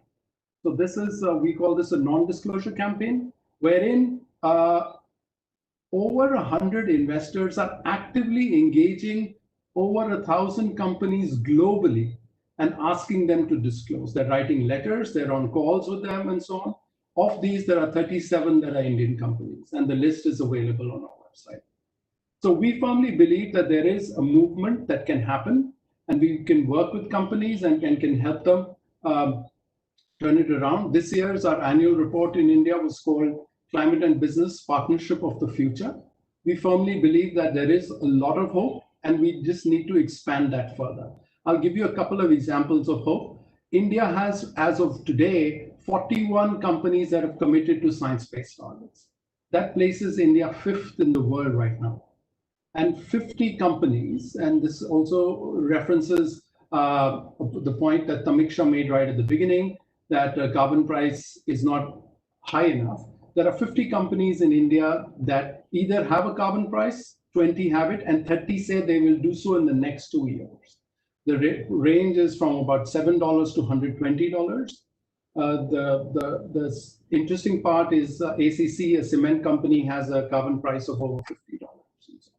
So there is a lot of movement, and on carbon pricing, again, companies tell us that yes, we can do only so much, and we know that this helps us address our climate risk, understand it better, prepare for the future, but they want a signal from the government on what is it that they want to do. So there is a greater involvement from the government also that's required, and not to give these mixed signals.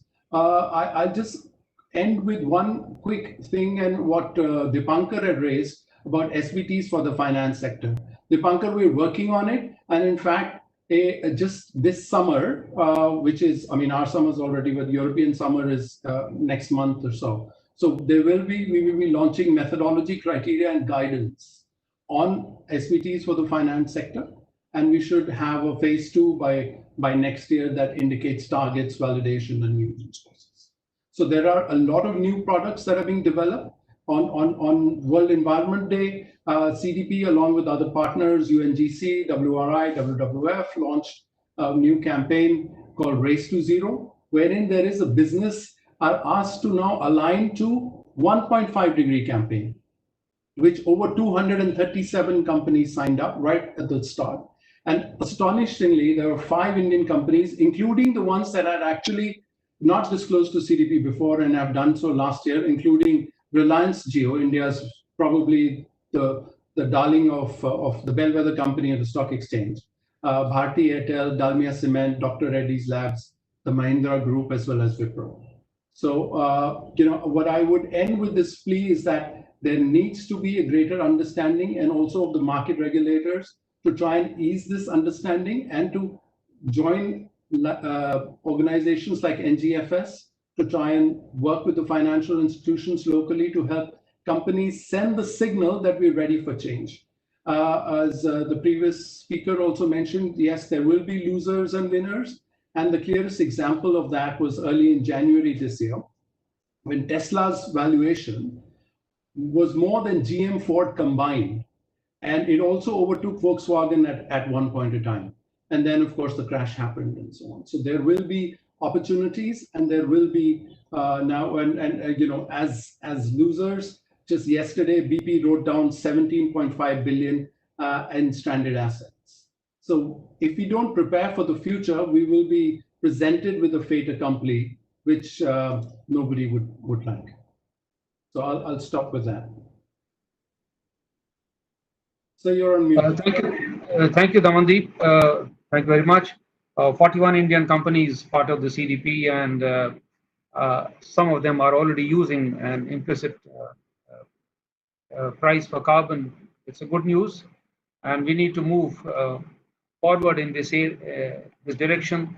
That's the basic message which you are giving to be able to access green finance at a much greater scale. This is the way for the future. Thank you. Of course, it does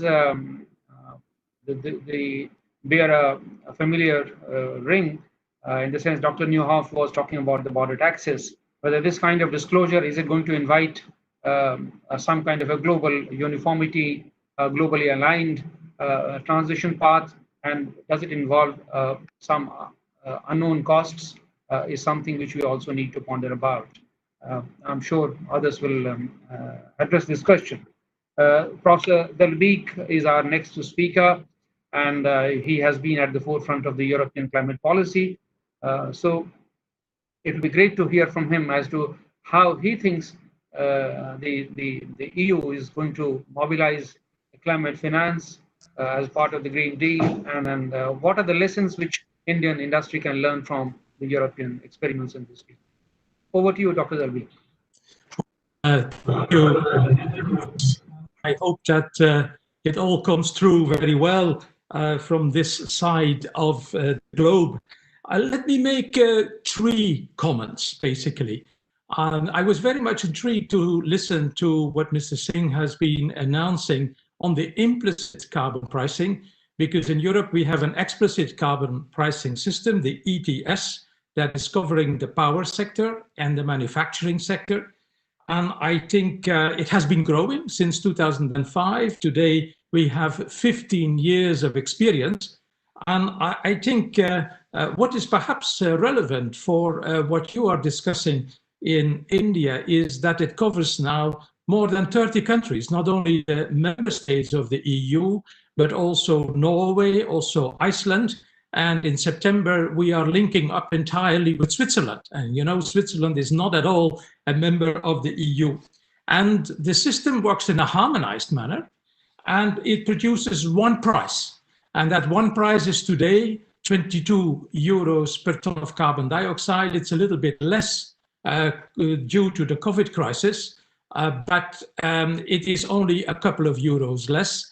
And I think that the major reason is that everybody is expecting an increase in the price. I think that the Professor Neuhoff was mentioning 50 euros. That's almost a doubling of the price we currently are having. Remains to be seen. Of course, it's hard to predict where we are going, but an upward movement in the prices is likely. And when we look back at last year, then we saw spectacular reductions of the emissions, in particular in the power sector. We may say that the low-hanging fruit in the coal and lignite fuel electricity production has been going down with 8.7% all over Europe. And it was a similar picture the year before. And we expect almost the same picture this year. So it has been delivering spectacular reductions of carbon dioxide emissions through the price. And overall in the EU, you know, we have reduced our emissions with 22% today compared to 1990 levels. And the ETS, the carbon market, has been the driving force. So the low-hanging fruit, I think that is very important, what the ETS has been able to do. There was the question in the previous session, what about transport? Now, there is a debate to extend the system to include the transport sector. And we will see, you know, what the ultimate decision is going to be.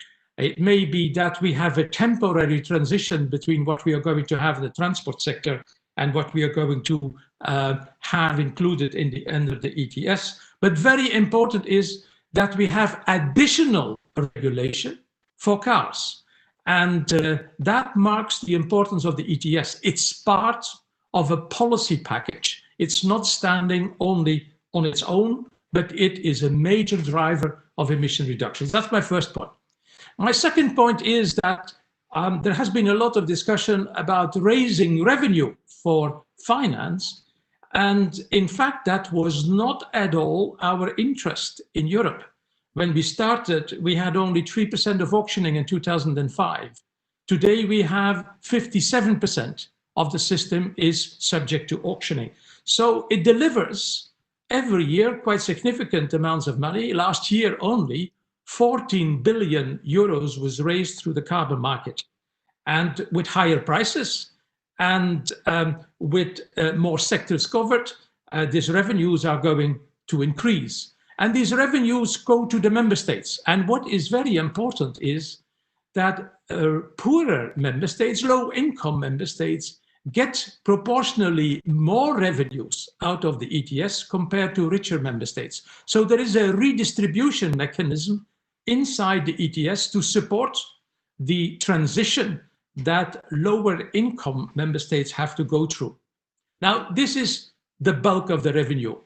But besides that, at European level, there are also two important funds that have been created. And the Innovation Fund takes out some 500 million allowances, bring them to the market, cashes in the money, and that brings us to more than 10 billion euros. That is in an innovation fund to stimulate investments in the not so low-hanging fruit.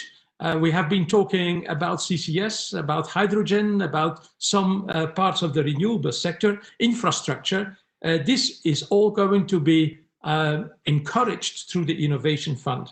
So it is for more expensive ways of reducing carbon that the Innovation Fund is there. And the contracts of difference for the carbon price that Professor Neuhoff has been mentioning are being considered in that respect. So the Innovation Fund, a lot of money available for private sector to encourage investments in the low carbon technology of the future. Besides that, we have also a modernization fund, and that is to facilitate the transition in low-income member states, and that is to finance investments, for example, in public heating and energy efficiency, in renewables, etc., etc. It's also 10 billion approximately those days. And so these harmonized funds are important vehicles to raise finance. So to cut my second point short, while we were not focused on the revenues when the carbon market was set up, today it has become an important element of what we do those days with this carbon revenue. Most of it goes to the member states, but 80% of that revenue is spent on climate-friendly expenditure.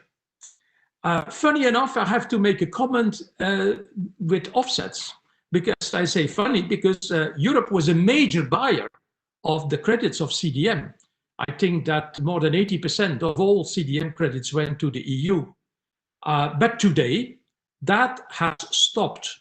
It flooded the market. There was also important questions related to the governance of the CDM. And so the EU, while following the negotiations on Article 6 and the CORSIA setup, is relatively low profile when it comes to the offset mechanism. We follow them. We study them at my university in Florence. We have a Florence process where we are eager to see how this instrument can take a new life. But today, in the legislative setup of the EU, offsets, international offsets in particular, are not allowed. And that could change in the future, but that is where we stand today. And then my third comment is on international climate finance. I think that the EU is mainstreaming climate change into its development cooperation. But a very important element that was raised before is on the taxonomy for green finance.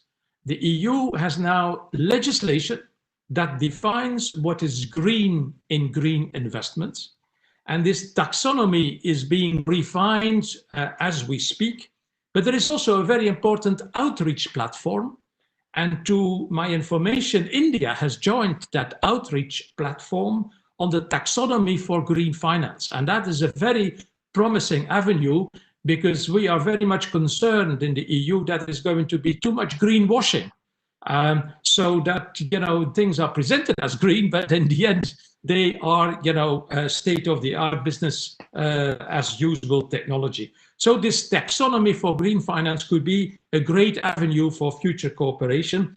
I would like to make a comment to what you said in the beginning, Dr. Rashmi, that is the 100 billion of the Paris Agreement.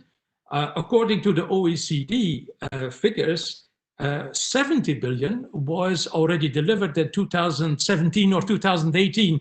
But I think the leveraging of public and private finance together brings us close to the 100 billion. And we are confident that with the mainstreaming of development cooperation and with the taxonomy for green finance and the new initiatives I was very interested to learn about during our seminar today, we are going to beat 100 billion also worldwide.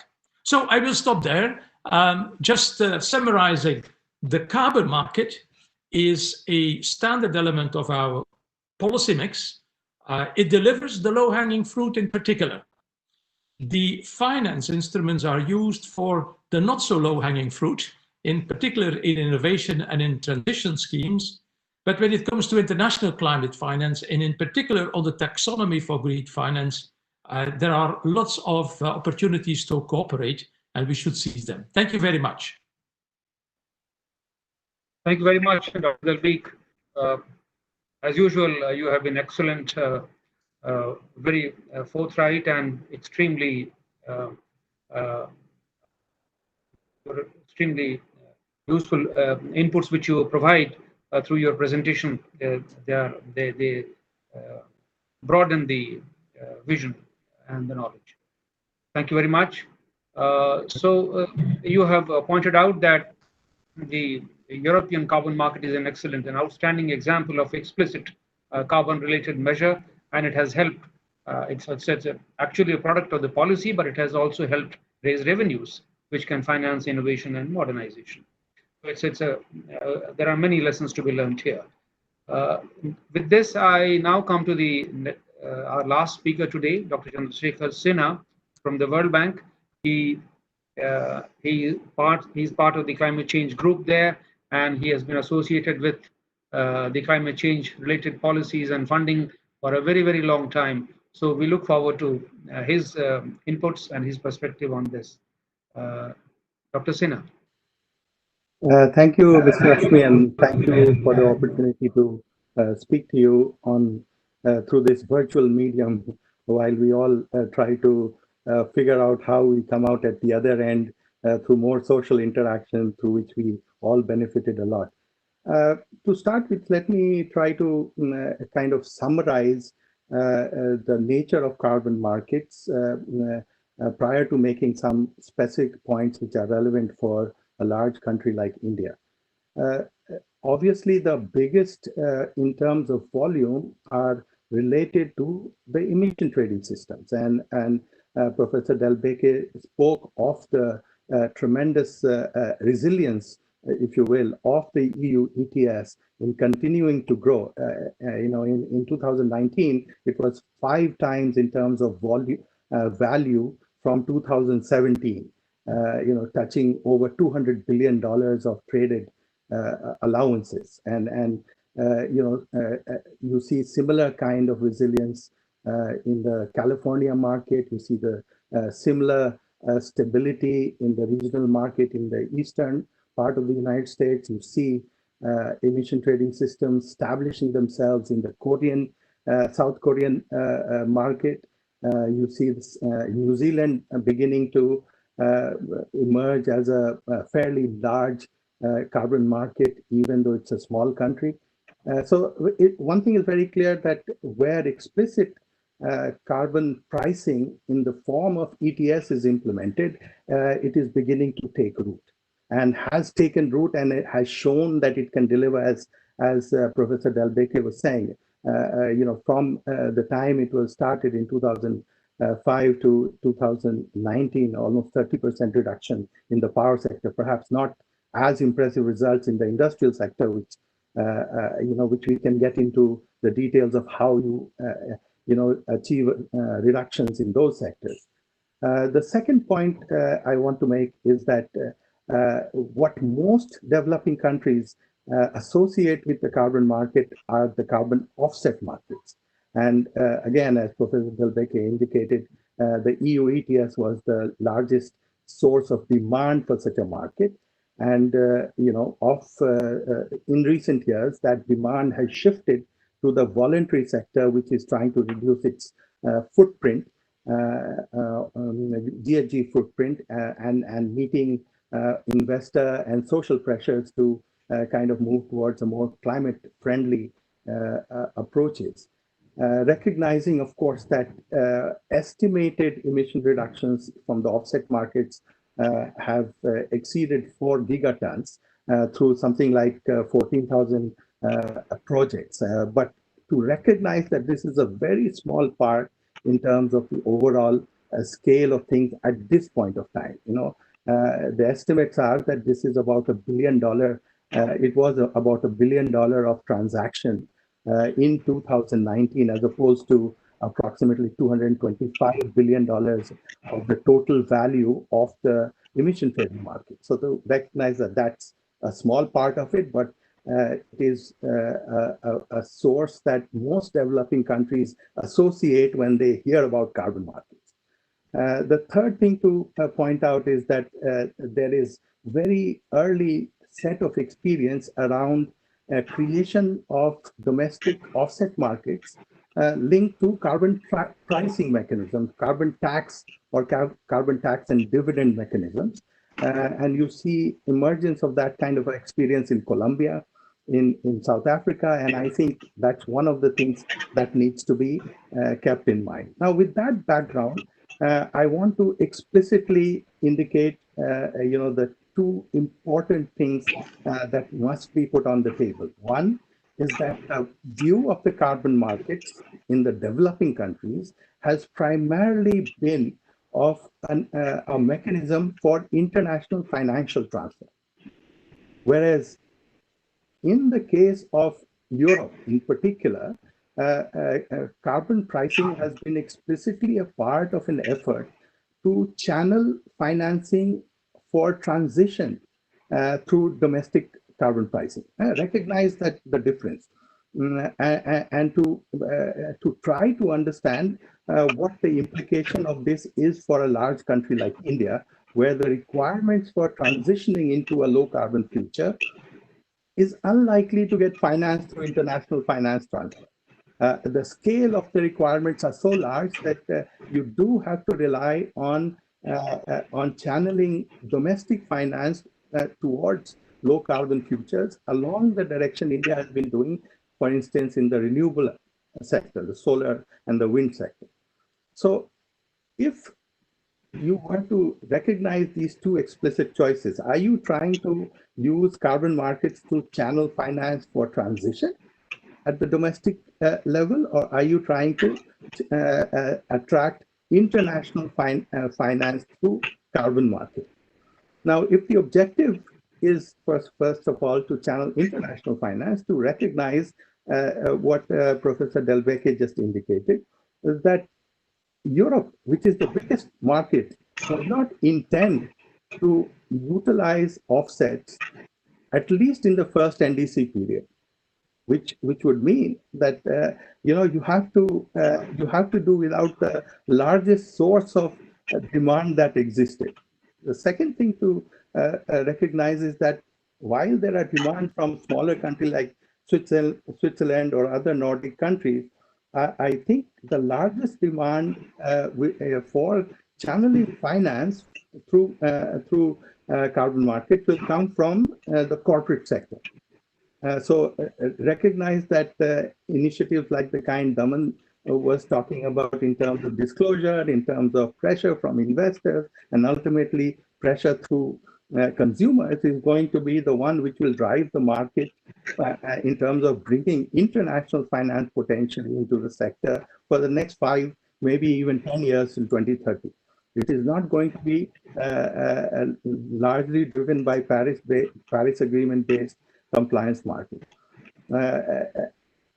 Therefore, I think the important thing to recognize is how do you create readiness to channel finance using carbon pricing mechanism. And there, I would argue that India has had experience through implicit carbon prices, through the REC program, through the PAT scheme, the tax on coal, first two being examples of almost like a cap and trade mechanism, and the tax on coal being equivalent to a carbon tax. And to figure out what is it that you want to achieve through the use of implicit and implicit carbon pricing mechanism in terms of the sectors you want to address, and to begin to define explicit policies on the use of carbon markets from the point of view of driving transition in particularly hard to abate sectors. So those are the key points that I wanted to make. I'll be happy to continue the discussion and answer questions that may come. So thank you very much for the opportunity. Thank you, Chandrasekhar, for this excellent perspective on whether the carbon market is to be used as a tool for mobilizing international finance or for financing the transition in specific sectors. This is indeed a very interesting question, and some of the questions which are now which have come already, in fact, are related to this issue which you have raised. In fact, we have come to the end of the contribution by the panelists, and I have two questions here. One is on one question is about whether we have a sense of the extent to which Indian companies and investors are looking at the new market mechanisms that are going to be set up under the Paris Agreement for low carbon investment. Chandrasekhar, this is something related to your question, but I think I'll pose this question to Damandeep, who may be in a better position to respond from the company's perspectives in India. Damandeep. Thank you, sir. So what companies are telling us is that they are aware of climate risk, and what we ask them on risks and opportunities and board level oversight, for instance, and governance on climate change. What we find is actually the ones that disclose. So we had this year 49 of the top 200 listed on the stock exchange disclosed to us. So of those, 97% have board level oversight. So the ones that are disclosing understand the importance of this and are disclosing and are working on this. On the specific issue on what are they doing and so on, as I mentioned on carbon pricing, there are nearly 50 that are either carbon price or are going to initiate it, or another 41 have long-term targets. In terms of renewables, there are also companies that have targets ranging from 20. There are 5 Indian companies that have taken a target to have under the program called RE100, which CDP runs along with the climate change, in which 5 have taken that target. So they plan to go 100% renewable by 2030, but another 30 have targets ranging from or already have renewable energy consumption ranging from 25 to 60%. Just less than a month ago, we organized a seminar with MNRE where they asked CDP, and in fact, JSW participated in that, along with 10 other corporates. They wanted to understand how can they boost renewable energy uptake by corporates. India has this great target on renewable energy generation. Companies are doing great, and there's been a discussion on financing of those.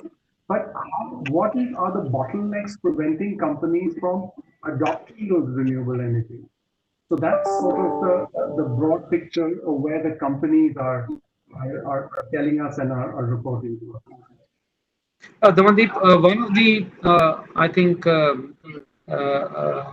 one dimension of the question is also whether we are looking at an offset, which market, which Professor Dalbeek referred to, and he said that clearly that the European policy is not to encourage offsets at this stage. So, are the Indian companies interested in offset market at all, or they are looking at Yes. change? Yes, sir. We get a lot of questions and queries from companies on offsets. Indian companies are very interested in offsets, especially a lot of them have huge, for instance, programs under the CSR scheme for planting trees and so on. But our methodology is such that we are saying that, carbon finance or for instance, purchase of carbon credits can contribute to climate mitigation and other sustainability goals. But they have to be used as an addition to science-based decarbonization, not instead of it. So that's what we want to see is real change from companies, and that this can be an addition to that rather than this being the main driving factor for the emission reduction. Yes, thank you very much for this clarification. Before we close, because we have already overshot the time, there is one small question on the additionality, the definition of additionality in the market mechanism that we are going to adopt. The way it was defined for the CDM, are we going to stick with the same definition? In fact, the question is very long, but I'll pose it to Professor Dalbeek, whether he can throw some light on this as to how Europe looks at the whole question of additionality in the new market. Well, thank you very much. I think that's a very essential question, because the sobering view that the Europeans are taking those days is about a not so good experience with additionality in the past and with the overall cluster of governance questions related to the CDM. So I would reverse it to the international community.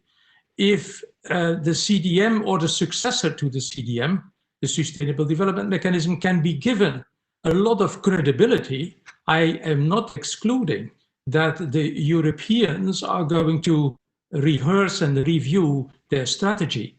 But there has to be a lot more environmental credibility involved and a good governance system that's going to manage the process forward. Without that, and that I think is a little bit of difficulty around the Article 6 negotiation, without those guarantees, I think Europe may remain closed, I'm afraid, for the future of the successor of the CDM, that we normally call the Sustainable Development Mechanism. So it's, having said that, Europe is very much engaged in CORSIA, for example, in the way it is being developed. We were expecting a lot more ambition inside CORSIA, and there is going to be a stormy debate, for sure, in the European institutions to what extent they are going to embrace CORSIA or put additional requirements to it. But our public opinion is fairly skeptical, because after all, let's remind ourselves that very cheap emission reductions in the past of less than €1 per ton have been sold into the European market at rates of 15 to 20 or even higher prices per ton. So that means an incredible profit rate that someone had to pay. And so that created a little bit of a backlash that too cheap solutions were coming into a market that was rewarding per ton of carbon dioxide a price that was sometimes 10, 20 times higher than the cost of generating the emission reduction. So that created a little bit of a political backlash that needs to be maneuvered away through a trustworthy system that still can be made in the context of Article 6. Thank you, Professor Dalbeek. That gives a broad sense of where we are headed for in the, as far as the negotiations on the Article 6 mechanisms are concerned. It's going to be really, really intense discussion there. Thanks very much. So with this, we have come to the close of this panel. I must thank all my panelists for an extremely enriching and fascinating discussion and for giving their perspectives and contributions on an issue as important as that of the carbon markets and climate finance, which is important for Indian corporates as well as for the developing countries in particular. Thanks once again to everyone. We haven't got the answers to all the questions, but there are many questions, I'm sure, which have been raised, and there are several dimensions. Some of them will keep tickling our thinking bones, and I think we will need many more rounds of discussion like this, and then the panelists who have contributed with their thoughts today, I am grateful to them. So thank you very much, and with this, let me hand it back to the organizers. Thank you. Thank you, sir. Thank you to all the participants and panelists today. We have had approximately 70 to 90 participants through both the panels. That's across this WebEx link and also on our YouTube channel, where this has been airing live and will be available. Within this week, we'll be sharing a summary of the proceedings that happened today, as well as the YouTube link in case you'd like to go back to any of the points discussed. Thank you very much. With that, I'll now close this webinar. Thank you. Thank you.